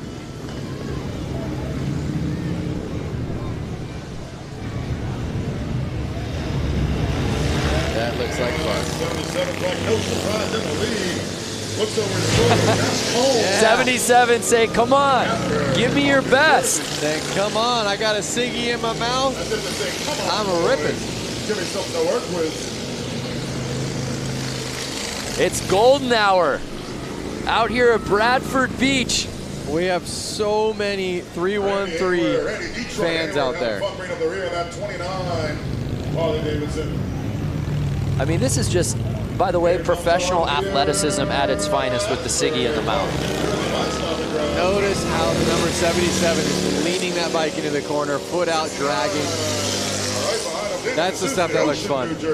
Watch him, put his foot out, he's dragging. Look at how much he leans that bike over. Look at that thing. Look at that lean.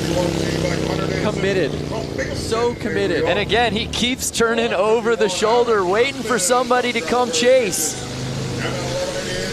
Can the 69 bike catch him? Look at that. His bike's starting to smoke though. Was it smoking like that when he started? Yeah. And I don't think it's the cigarette. No. Ladies and gentlemen, your winner of that heat, number 77, Josh Cone. Josh Cone. What a great race. Uh-oh. Bike might have broken. Well, it picked the perfect time to do it. And the Trog 45 main. Love seeing these stories, by the way, from all y'all talking about how you first came across your first bike. Keep them coming. We're going to bring these guys back around. We're going to run them again in the reverse order that they went. Well, he might have a leaky valve or something right now. Is he looking over his shoulder to try to, you know, say hi or kind of show off? What do you think? That's what I'm trying to make a point of. He keeps looking over. I think he's encouraging his fellow riders, hey, come catch up.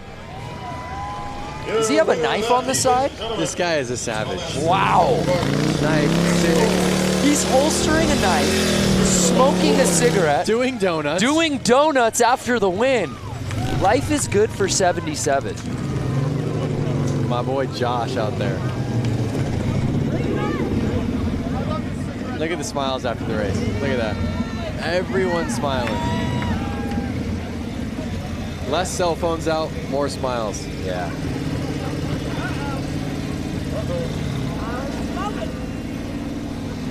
That is racing at its very core right there. Well, let's head down to Diana. Diana, what you got? You know, we give the people what they want around here. Yes! You were saying on Facebook Live that tons of people were saying, who's the guy in the background eating the hot dog? That's Kevin. And Kevin is a Milwaukee local, and he clearly loves hot dogs. He's even out in 95 Harley, and I do love hot dogs. Yes. He has a 95 Harley, and he loves hot dogs. So, Kevin, you're a man of many talents. Let's talk about it. You're an engineer. You have a boat. You have a Harley. What else is on your bucket list? The 120th, I think that's going to be better. We're going to have faster racers here, and Milwaukee is going to be having a world championship with the Bucks, and the Packers will be 3 years in a row Super Bowl champions. God bless Wisconsin. We love Harley. And cheese. I'm in manufacturing. I want them to stay here, but God damn it, we love Harley. Amen. Woo! This guy's famous, and we give the people what they want. Hot dog. Where's my beer? Okay, so Brandon Lance, we're going to take it back to you, giving the people what they want right here. Kevin! Our day is complete. Diana, thank you so much for tracking down Hot Dog Guy. We thank you. The people of the great state of Wisconsin, thank you. And everyone watching on Facebook, thanks you. A lot of Hot Dog Man fans out there, that's for sure. Amen. Buy that guy a beer. We gave the people what they wanted. Hot Dog Man for President 2020. For those of you just viewing right now. Yeah, going, what, why, how, where? Earlier, Diana Dahlgren was interviewing somebody out there in the infield, and that fine gentleman just walked up behind him and just unloaded on a hot dog on camera and really stole the scene. And Lance and I, to be quite candid, we haven't been the same since. No, we pulled our phones out, taking photos of it. It was definitely a highlight of the day. Well, Diana, of course, is busy on top of doing the sidelines here today. She also catching up with the fans. She caught up with some a little earlier today and asked that philosophical question, what does it mean to be a biker? Here at the Harley-Davidson Museum, it's a constant festival, a revolving door of thousands of people who share a common passion and a common philosophy. I'm sure you get the same answer from everybody. Freedom, you're out there in the air. I mean, there's nothing inhibiting you, or you can feel the road, you can feel the wind. To be a biker, you have to be resilient and willing to be flexible. You have to have a sense of adventure to be able to enjoy Harleys like you're supposed to. To be a biker, you have to be free. It gives you the freedom to go out and do the things you want to do. Something you really have to do. It's not something you can explain really. It's a part of just the whole camaraderie, the family. You get on one, you kind of forget what your problems are, you forget what you've done all day. It's just a matter of realizing what you've got and enjoying it. To be a biker, you have to be someone who loves to ride.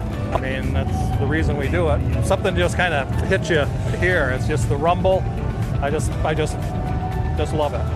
I get tears in my eyes thinking about this one.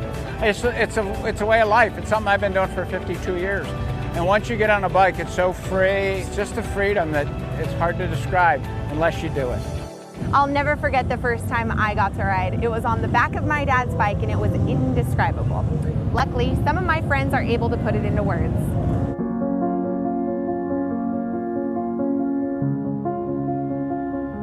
I started riding when I was very young. I had two older brothers that rode, put me on a bike when I was very young, pushed me and said go, didn't tell me how to stop, nothing. And ever since then, I've been hooked. I started riding 30 years ago. My first Harley was a Deuce, 2001. And well, it was a dream become true when I was so young. I've been a Harley since 12 years. And I fall in love with Harleys. And I've been riding since the day I turned 16. I had a little Honda 150 delivered, and I've never been off of it. I've always liked motorcycles. I had the fear of them. And my wife says, why don't you take a class and see if you like it? That's all it took, 1995. I didn't ride as an adult until I was about 40. And but I just kind of heard the call of the road, haven't looked back since. I love it. Heard the call. You heard so many of those fans outside the museum talk about freedom. That seems to be a word that is used over and over again when it comes to riding motorcycles. Well, you hear those stories, and really, all of those stories kind of hit home, I think, with anyone who rides. You know, there's something that came out of every one of those mouths that makes, you know, there's something for me about that. So we're all riders at heart. Whether you ride every single day, whether you ride twice a year, whether you have 10 bikes, one bike, here with Willie G. Willie it's G, great we have to the be honor a of having rider. our racing gentlemen all the time. Well, there you see the thank shot. You so much for having Just us a be part of this gorgeous great setting for these 150th races anniversary. out We here hope you're having fun today out here today, and thank you again. at the Bradford Beach Brawl. We move on. These are more riders from, I'm being told, our Hollywood class. I don't know how complete this heat will be, Lance. This one looks to be potentially a head-to-head battle here. So we have the number 50 and the number Springer front end. All right, ladies and gentlemen, Willie G.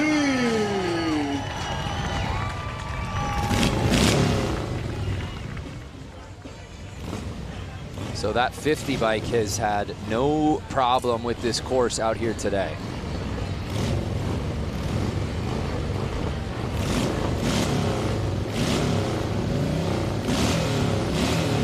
Notice his kickstart just kind of flailing around back there. So much vibration going through those bikes right now.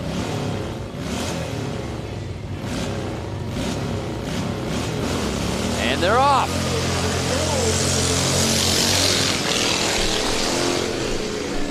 And again, the 50 bike showing no problem out the gate, takes the early lead. Is 50 gonna do it again? Yeah, well, let's find out. He's leaving the inside open. Number 39. But no, 50 around that turn is able to maintain the lead. There may be no looking back for him now. The Hollywood 80 exhibition race. Look at him roosting.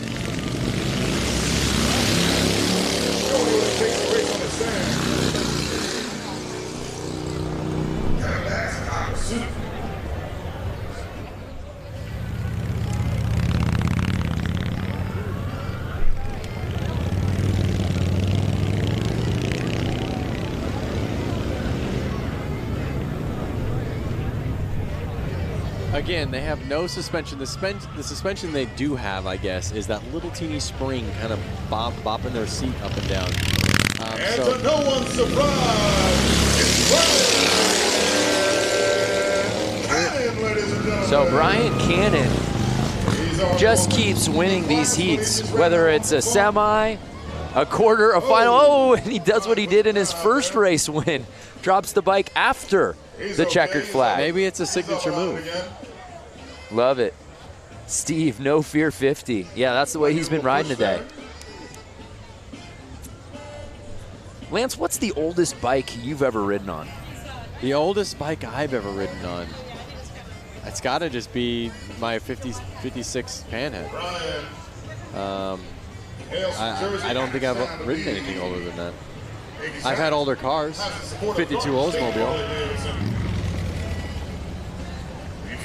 But when you really think about it, a vehicle from the 50s, I mean, that thing is almost 70 years old. Right. You know, I mean, it's just incredible.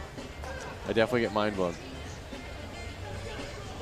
And obviously they don't like to wake up that easily either, if you notice this right now. I think she gave him all she could today.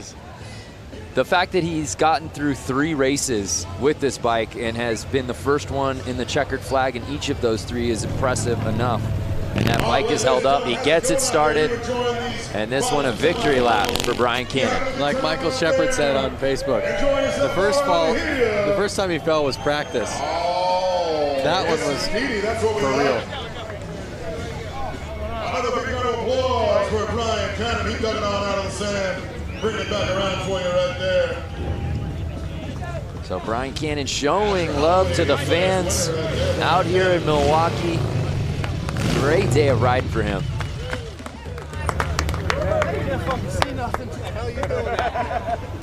I was trying to go real fast into the turn and then brake the downshift.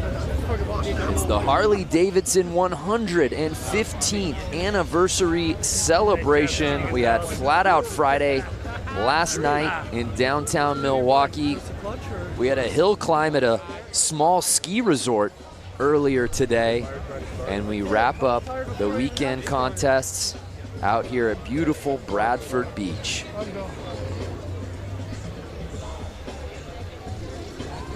No bad seat in this house because, well, Lance, we're at the beach. That's right. Weather's nice. Beautiful sky. Sun slowly setting. Ooh, Daryl Jewell, first bike was a 1960 Triumph Cub.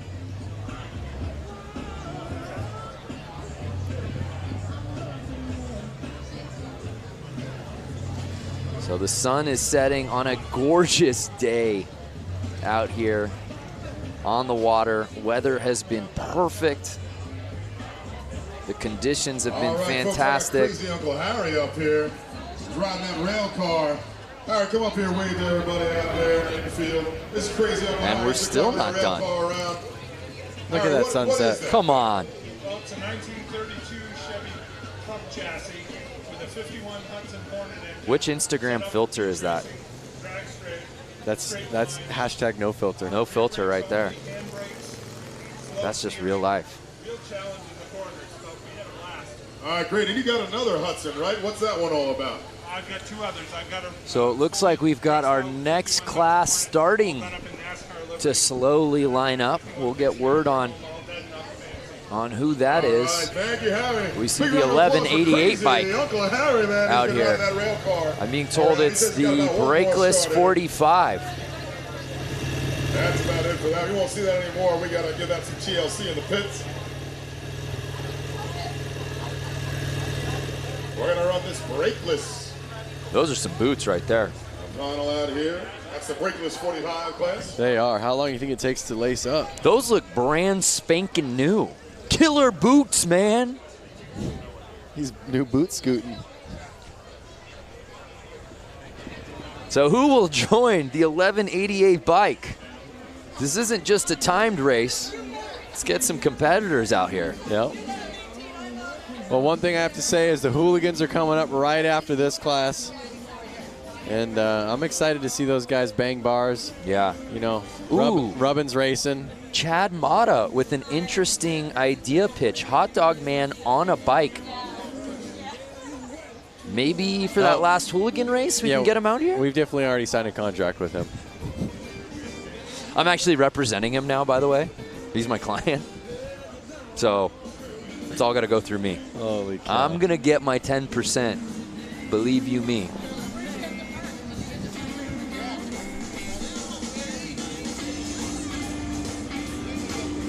I know you come out here quite a bit for various things, being an ambassador as you have been for Harley-Davidson for a long time. If you could just talk about the power of this city. Obviously, Harley-Davidson really runs through the blood of Milwaukee, but man, it's really on display this weekend. It really is. I mean, you can see, you know, freeway overpasses where there's sculptures on them, and it's a guy riding a Harley. All through town, there's Harley-David memorabilia, whether it's inside bars, inside restaurants. Everything kind of goes back to Harley-Davidson.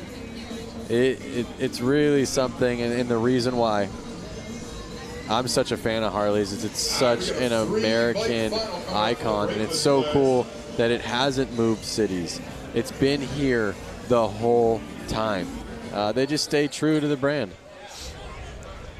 And we have another competitor. I don't see a plate there. Hey, Germany represented. I told you they came from far and wide.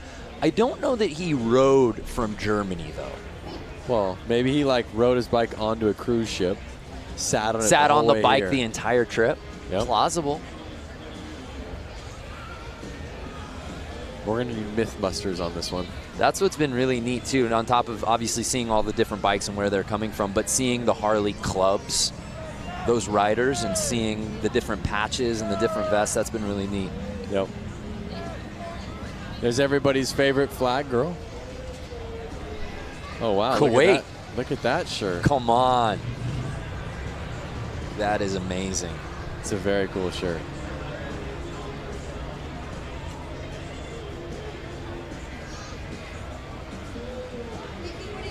Charleston, South Carolina represent. And as we're taking a tour of different fans watching here in attendance from different places. Again, let's reset the question on Facebook. Where are you people watching from?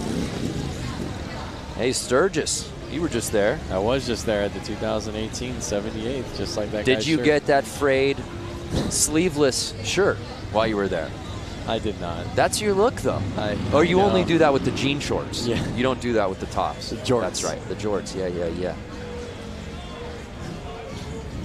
Coleman Warner, CCR playing in the background. That's right, very astute. Well, let's head down to Diana Dahlgren. Diana, what's the vibe like down there right now? I am standing here with a hooligan, Benny Carlson, and you know what? We know him because, put your arms out. We got to show, there we go. We know him because this flair that he always has coming off of all of his jerseys. Very well known. We've seen you at X Games, avid flat track for hooligans. Talk about your experience. It's been good. You know, we started doing it on a road race bike, actually, and then we finally built a Sportster this year. So this is our first full season riding the Hooligan series. So we've been doing quite a bit. Went to Sturgis. We had good results out there, and we're having a lot of fun out here. You know, last night I saw you get out there super quick on the indoor flat track when they had an oil spill. One of the guys' brake rods put oil all over the track. You were quick to get out there, give a helping hand. Is that the kind of camaraderie that happens in this community? Yeah, that's what's fun. You know, back when we were pro racing every weekend, it's kind of a cutthroat deal. So when you're talking with the Hooligan guys, it's one big community, especially all the guys from Milwaukee. We got a slew of guys that are fast that are going to run up front here again in the main event. And we're out here together as a community, and that's what it's all about. Benny Carlson, please let everyone know the dealership that's supporting you. Yeah, I tell you what, you know, when the phone rings and Joe and Wayne help call from Suburban Motors Harley-Davidson up there in Thiensville, great dealership. They've been putting me on fast Harleys for a long time, so I can't say enough. Thanks. All righty, Benny Carlson, guys, we're going to go racing. Let's do this. All right, folks, we got this brakeless funnel out here. Brakeless. So, yeah, brakeless 45s. Have you ever ridden a bike that was brakeless? I've never gone brakeless. Not with a motor on it. I've done a brakeless BMX bike. How about yourself, Lance Corey? I can't say I have. You know what? I've taken a bike off of a lift and not compressed the brakes after, and the brakes don't work for about 2 or 3 squeezes, and it's scary. Kind of a rookie move on my part. These kits are awesome, by the way. Look at these the sweaters. That green and gold is really clean, kind of Packers-esque out here. And it's 15 with the lead, Johnson. And Detroit, Randy Hayward. Johnson, I believe, took it away in the last one. Am I correct? That is correct, sir. Yep. Building a really nice lead as he's hugging the outside. Got it squirrely there for a second. This is the main that Warren was involved in. That's when right. He went up and over that berm.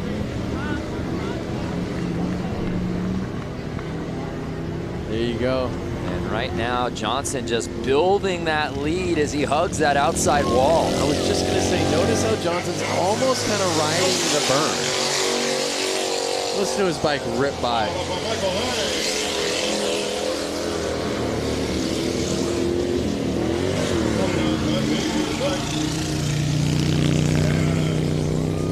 Detroit, Randy Hayward. Uh-oh, we got a bike stalled out in the corner. Well, I don't know if it was stalled out, but it was stuck. There he is. Yeah, 1188. What's going on with his bike? In the new boots. New boot scoop. Notice some of these guys like himself, they're not wearing glasses, goggles. I mean, you get one roost.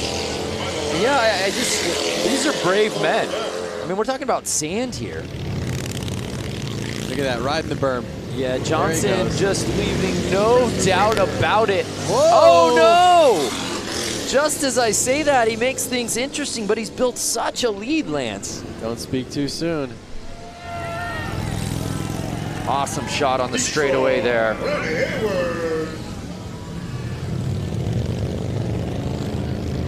Look at that.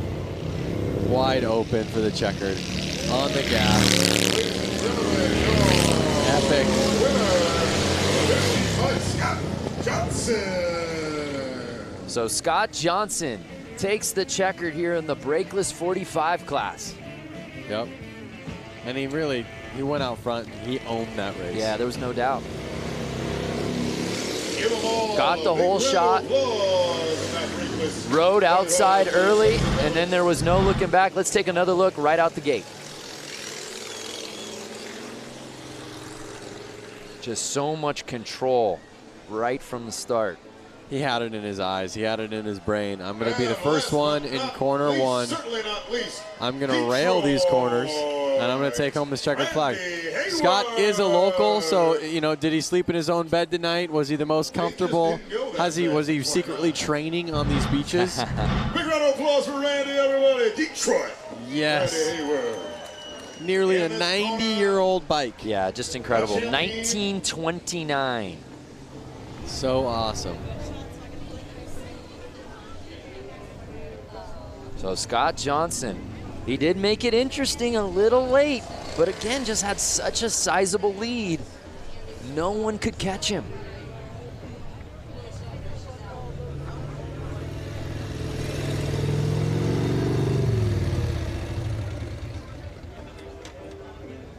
I mean, it's so cool to see everybody out there with Harley-Davidson shirts on.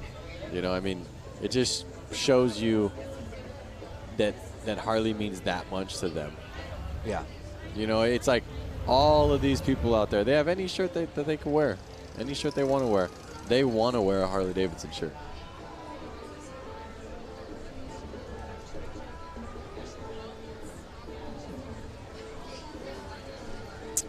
While we get this course maintenance underway, let's look back at this week. Diana Dahlgren went out to the Harley-Davidson Museum for a tour unlike any other.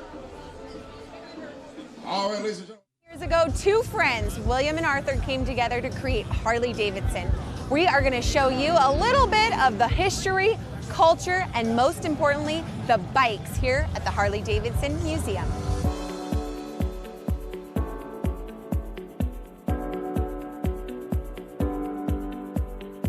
Behind us is the bike that started it all. Yep.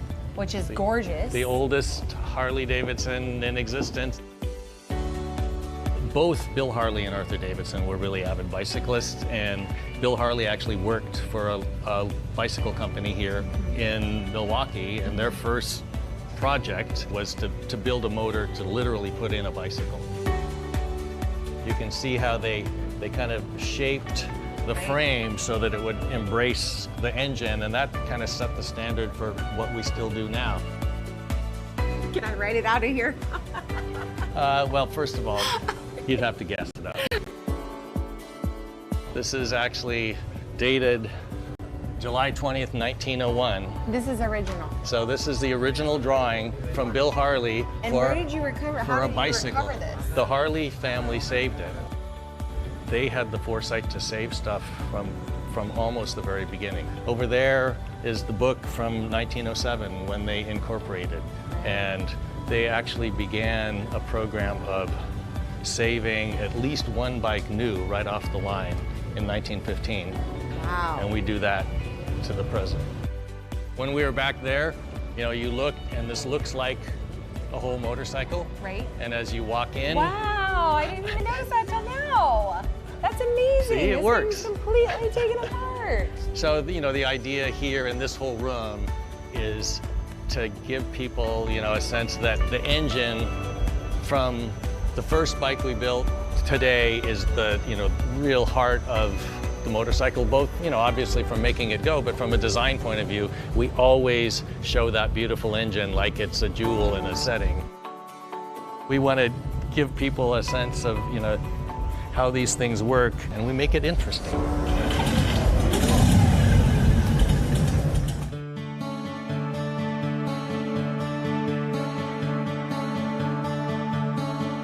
By 1920, we were the largest motorcycle company in the world and sold over 28,000. In those early decades, there were dozens, we think as many as 60 different American motorcycle companies. By the time we came out of the Depression, there were only 2 companies left. You know, the major turning point was World War II. Over the course of World War II, we made almost 90,000 military bikes. What kind of jobs in the military were Harleys actually assigned to? They were mostly, they called them dispatch riders. Okay. So they were taking messages from one place to another. Our story weaves in and out of the story of American history. This is the bike that this badass cyborg has to ride. The real Captain America in the comic book, he rides a WLA. Right. The original didn't come with flamethrowers and stuff like rocket launchers. Like the Terminator, one thing that's great is it's kind of, you know, it's not just like a car, it's a character. So Jim, we've walked around. There's a lot of stuff in this museum. Yeah. When you think about motorcycling, it's not just the bike, it's the black leather jacket, all the uniforms, and then all the things that people do to add to their bike. So we've got, you know, just an incredible array of things to help tell the story. What do you hope each person that sets foot through this door gets? If you come into this place and you're a Harley-Davidson enthusiast, we're gonna stoke that passion further. If you got dragged along by somebody and you don't think you're gonna like it, you're gonna leave thinking, you know, that was actually interesting, and I've never really thought much about motorcycling, but that's an interesting subject. There's something for everyone here at the Harley-Davidson Museum, that's for sure. That's the goal. Such an incredible experience. We encourage anybody out here that hasn't gone to the museum, I don't know why you wouldn't. Go there now. If you're thinking about, hey, I'd like to go see it, maybe do it. Go. You will not be disappointed. Hey, we've still got a couple more races to go out here, Lance. Up next, the Hooligan Main. I know this is one that the fans out here at Bradford Beach very excited about. That is for sure. These bikes have a lot more power than the other bikes you've been seeing out there. They're a little bit easier to handle. They have proper hand clutch, foot brake, foot shifting. So they are going to get a little bit higher speeds, and you're going to see these guys go wild. Well, let's go down to Diana as we continue to see the course maintenance happening. Diana, what you got? Yeah, I'm standing here with Scott Johnson. He just took the win on that last race. Congratulations, not only taking the win there, but earlier this evening. I mean, you're just dominating tonight. Thanks, I'm having a really great night. It's a really amazing track. How is the course, being that this is the first time this has been done in over 100 years? It's awesome. I mean, you couldn't really ask for anything better. It's like riding motorcycles on the beach in an oval, flat track style. They've been doing a great job preparing the track. Everybody out here has been awesome. It's nothing couldn't be better. That's amazing. Okay, so we got to talk about your crew because they were all yelling at us as we were coming out here. Let's send them a little love.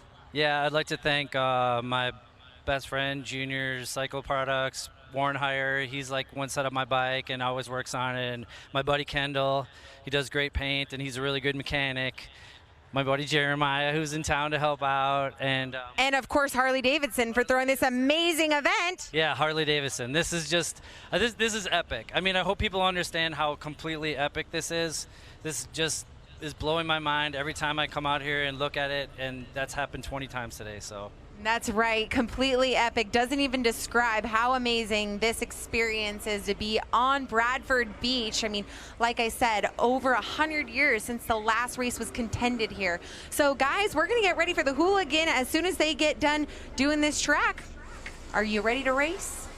Yeah, absolutely. Scott Johnson. All right. Scott Johnson, by the way, if I'm giving out an MVP award out here for the Beach Brawl, I think it's Scott Johnson. He's had himself a day. Yep, and look at it. He's just like calm and collective over there. Here's a crazy idea. What if instead of just, you know, softening out this course, what if the rollers there you see behind the water truck, what if those guys went head-to-head and raced this course? We had a couple people on Facebook asking for that. I have no idea what the top speed is. I feel like they're going as fast as they can go. Would it be dangerous if they accidentally went off the course? Yeah, absolutely it would be, but that's part of the appeal, I suppose. Okay. So that way there's never really a course hole. When they go racing, let me know so I can get as far away from this as I can. No, you're calling it, my friend. So if you're just joining us, hopefully you stay with us because you're in for a treat. We've still got some huge races coming up. The Hooligan Main, the Trog exhibition right around the corner as we get this course ready. It's the Harley-Davidson 115th anniversary celebration. We had flat track racing indoors last night at Flat Out Friday. We had a hill climb out earlier this morning at Little Switzerland Ski Resort. And we end our night out at the beach. All right, folks, we're wrapping up the track maintenance. We're sending these boys around. For the Bradford Beach Brawl. And I believe that if the viewers watching right now didn't have an opportunity to tune in live to last night's flat track racing as well as this morning's hill climb, they can actually go through Harley's Facebook, find those videos, be able to kind of watch the times that they want to watch. Ooh, that is correct, sir. Yeah, so right now we're live. If you're watching the beach, we are very much live, but you can go back and relive the great moments from the weekend. Say you're a big hill climb fan, but you missed it. You had Saturday plans. All good. Go find the video of all the races. We got a cornucopia of highlights for you to go watch. Go find the video of JJ launching his Sportster up Little Switzerland Mountain. Was that ever a run? Let's head back down to Diana. Hey guys, I'm back down here on the gorgeous beach, and I'm standing here with this very tall gentleman, Brock St. Clair. Did I get it right? St. Clair? Yeah. Yes. Okay, the only reason why I know his last name is because I thought it was the city where he was from. Anyways, long story short, we'll move on. Okay, Brock. Yes. We are here at the 115th anniversary. As you know, huge parties happening all week long. We've been together hanging out in the festivals and concerts and all these events. How has your experience been as the Freedom intern? Undescribable. I mean, it's been such a life-changing experience, and it's so much that it's really one of those things where right now there's so much happening. It's incredible, but I know that in the future, especially, I'll look back and be like, oh my God, I actually did all those insane things. But yeah, no, definitely amazing. And it's incredible to be a part of this anniversary and all the excitement involved. Let's tell everyone what the Freedom Intern Program is. Explain to everyone who's watching. Sure. So myself and 7 others were given motorcycles, given training, and we've essentially traveled the country and gone to motorcycle events, got invested in motorcycle culture, and captured our experiences, documented on social media, and had a really great time doing it. He forgot to mention that him and 7,400 other people in the world, 7,500 other people applied for his position. Only you and 6 other people got it from all over the world. Tell us where you started for the ride home. I started in the Northeast. I was in Boston, and I met up with the crew in York, Pennsylvania, which is where the plant is. So we got to tour, and then we rode back with the crew. They were all great. It was super fun. And go through the rest of the Freedom interns. Where did they start? Or where were they riding this summer, I should say? Okay, so Tessa and I rode out to the West Coast initially. Alex was down in the Southeast. He started in Florida and then was all about, I think he went all the way out to the West Coast too. Has done like 11,000 miles. He did the Iron Butt Challenge, actually, which is 1,000 miles in a day, which is insane. Emma's out in California.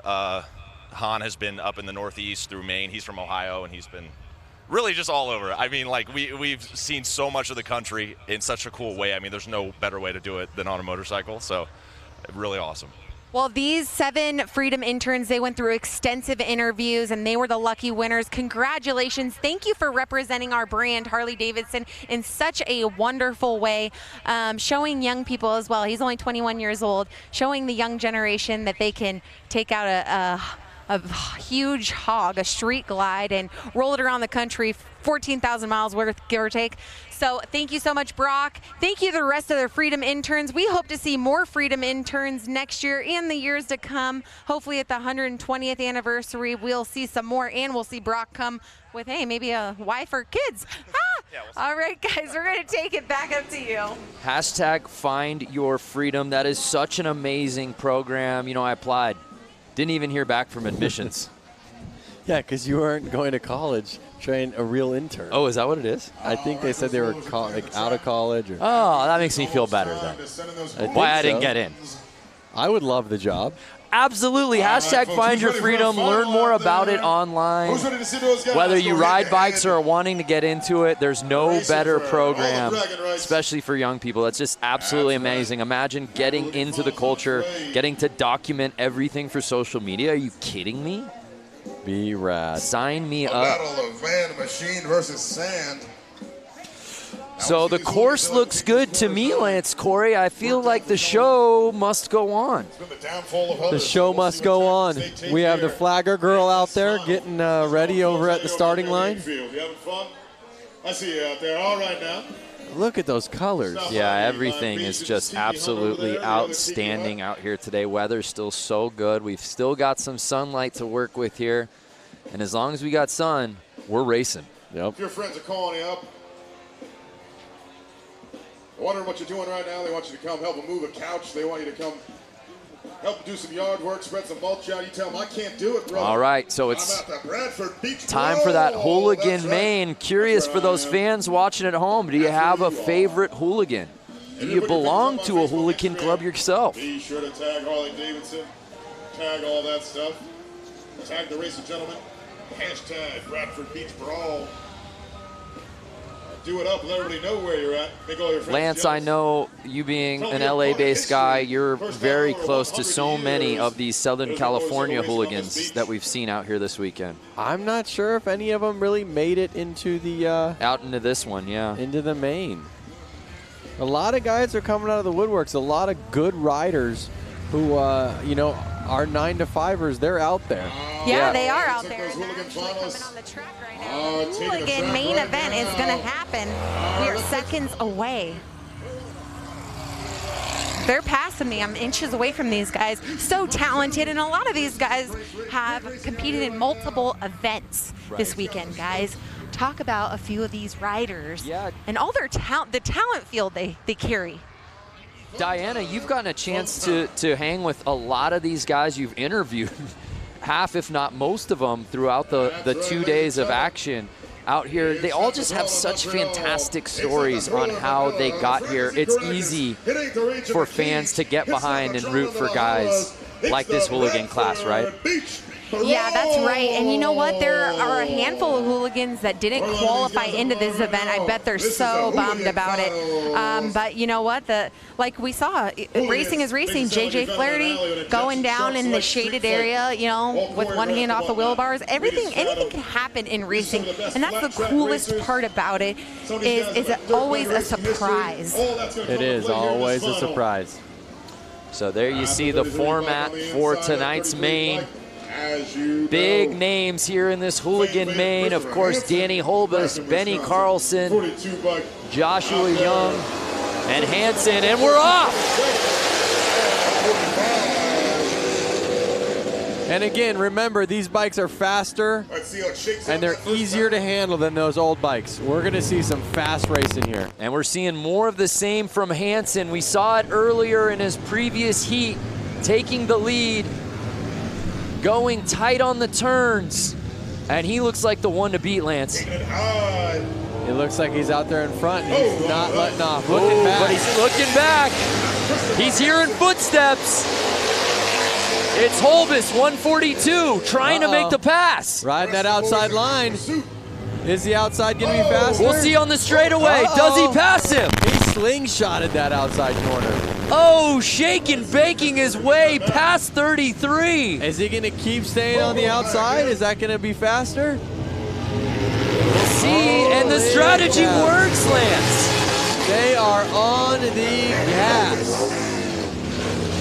Now can Hansen return the favor on the inside? Look at him. Oh, he's gone. Wow, look at how rutted it's getting. Even after all that course maintenance, Lance. These bikes are powerful and they are roosting.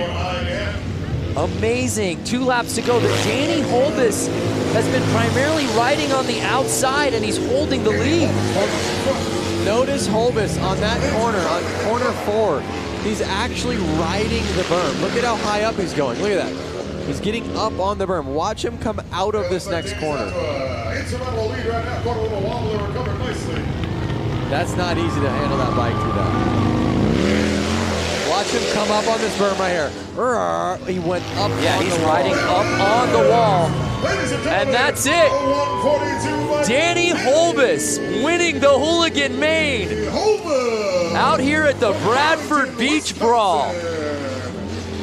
That's your Hooligan winner, ladies and gentlemen. Hopefully we can get a replay of that pass. Yeah, that was awesome. That was the pass of the night for sure. Holbus takes the win, followed by Hansen and Mishler rounding out your top 3. I hope you guys can hear that. Those engines ripping by our booth. And again, it was Hansen taking the early lead, had the whole shot, was riding the inside, couldn't ask for much more, but then you just see 142 Holbus zooming around that corner and on the straightaway, and there was no looking back, Lance. Yep, it was that slingshot effect. Look at these ruts, just squirrely. A well-deserved victory lap. Running around with a checkered flag, showing that pride that he just won. And these guys didn't just win this race. He had to go through qualifiers, heats to make it here. Oh, 100%. It wasn't just, oh, one race and you won. No, it was proof in the pudding that it took all day to get this checkered flag. All day, that's an understatement. We saw him out at the hill climb earlier today. He's had a full weekend, right? Just like we've had, just like you viewers have had, and it's been awesome. So Danny Holbus taking the checkered flag here in the Hooligan main, doing it in dramatic fashion. That's it right there, folks. That was his victory lap, winning that Hooligan class. That's exciting, ladies and gentlemen. Danny. Dan Mulder, 142, was riding the wall of death. Danny Holbus, that's right. So awesome. So a great win for Danny, a great race all the way around.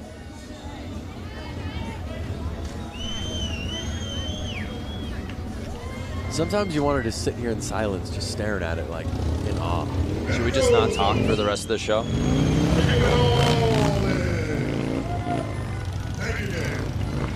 Hopefully Diana can get down there and get a quick interview with him. Reppin' Milwaukee Harley-Davidson. Danny Holbus. And let's send it down to Diana, who's with our winner. Oh, he said he had a funny story with me. But anyways, this is Danny.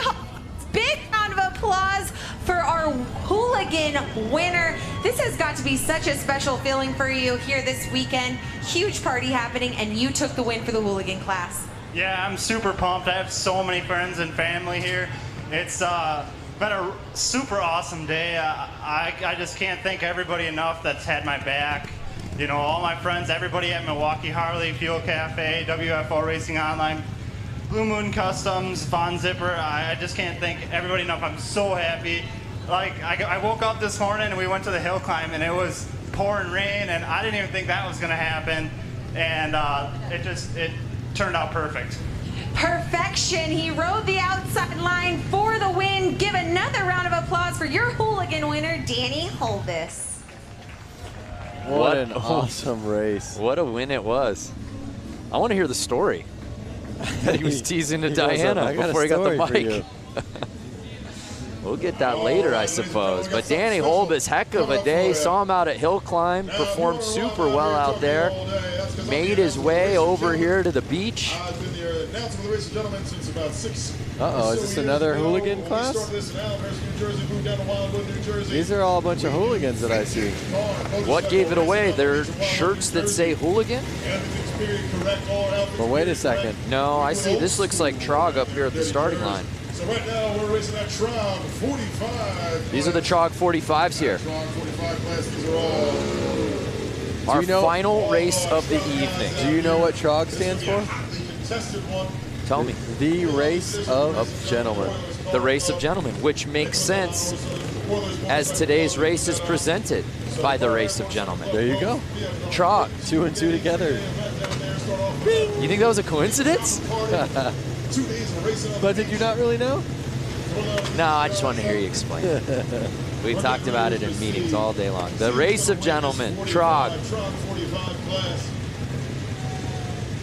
Keep an eye on these guys. So this is it, the final race of the weekend here at the Harley-Davidson 115th anniversary celebration. These guys are about to give it all they got. In the finals of the Trog 45 class. Checkered flag girl looking at them, making sure they're all ready to go. And they're off! 6 bikes, our final race, oh no!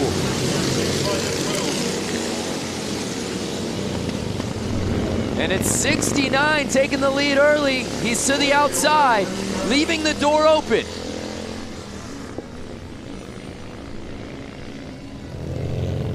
There they are again. Compared to the Hooligans, these bikes are a lot harder to ride. Yeah. No hand controls, and not as good of suspension. A little bit slower engines. So these guys are wrestling. I'm hearing all the cons. How about the pros, Lance? The pros is the fact that they're riding bikes that are 50, 60, 70 years old, and they're keeping the dream alive. You know.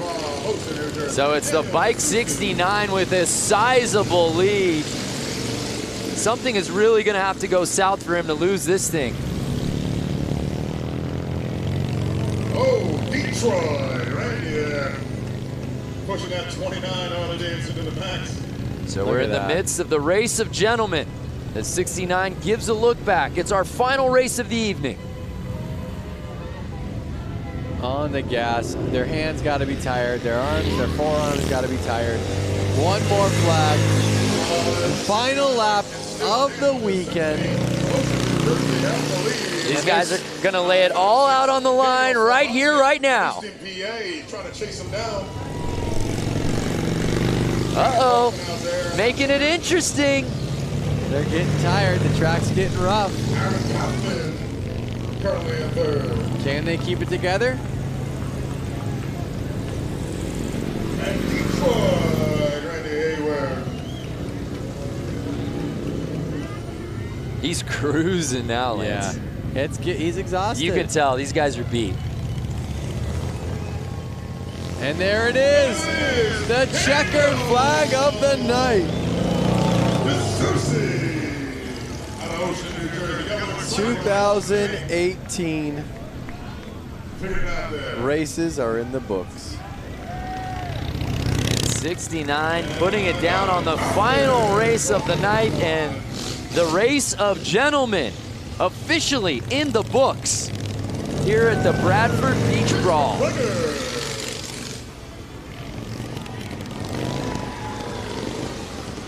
Harley-Davidson. Man, I could just watch this shot over and over again. Oh yeah. And Detroit, Randy.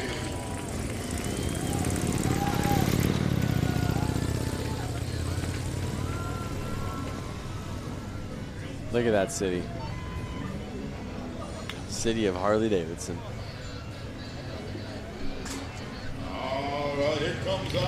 What a day of racing. What a weekend of racing.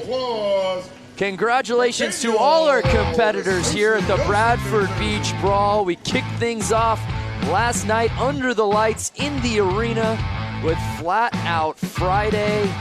All the guys and gals putting on a show under the roof.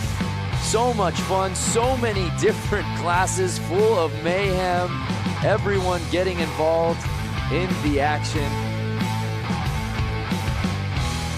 And the fun just continued as we moved on to today. This morning, the Harley-Davidson hill climb at Little Switzerland. Lance, some bikes had more trouble than others. That is right. But everyone seemed to have the time of their life, particularly on that mogul. Definitely, the mogul is what separated them today. Yeah, absolutely. The riders and the fans alike pushing all of the extremes, the pouring rain, and then we wrapped up our weekend of racing with all of our classes out here for the Bradford Beach Brawl presented by the Race of Gentlemen. It seemed like every class had a little bit of everything. It's been awesome. What a weekend of racing. Thanks so much for watching the 115th anniversary Harley-Davidson celebration.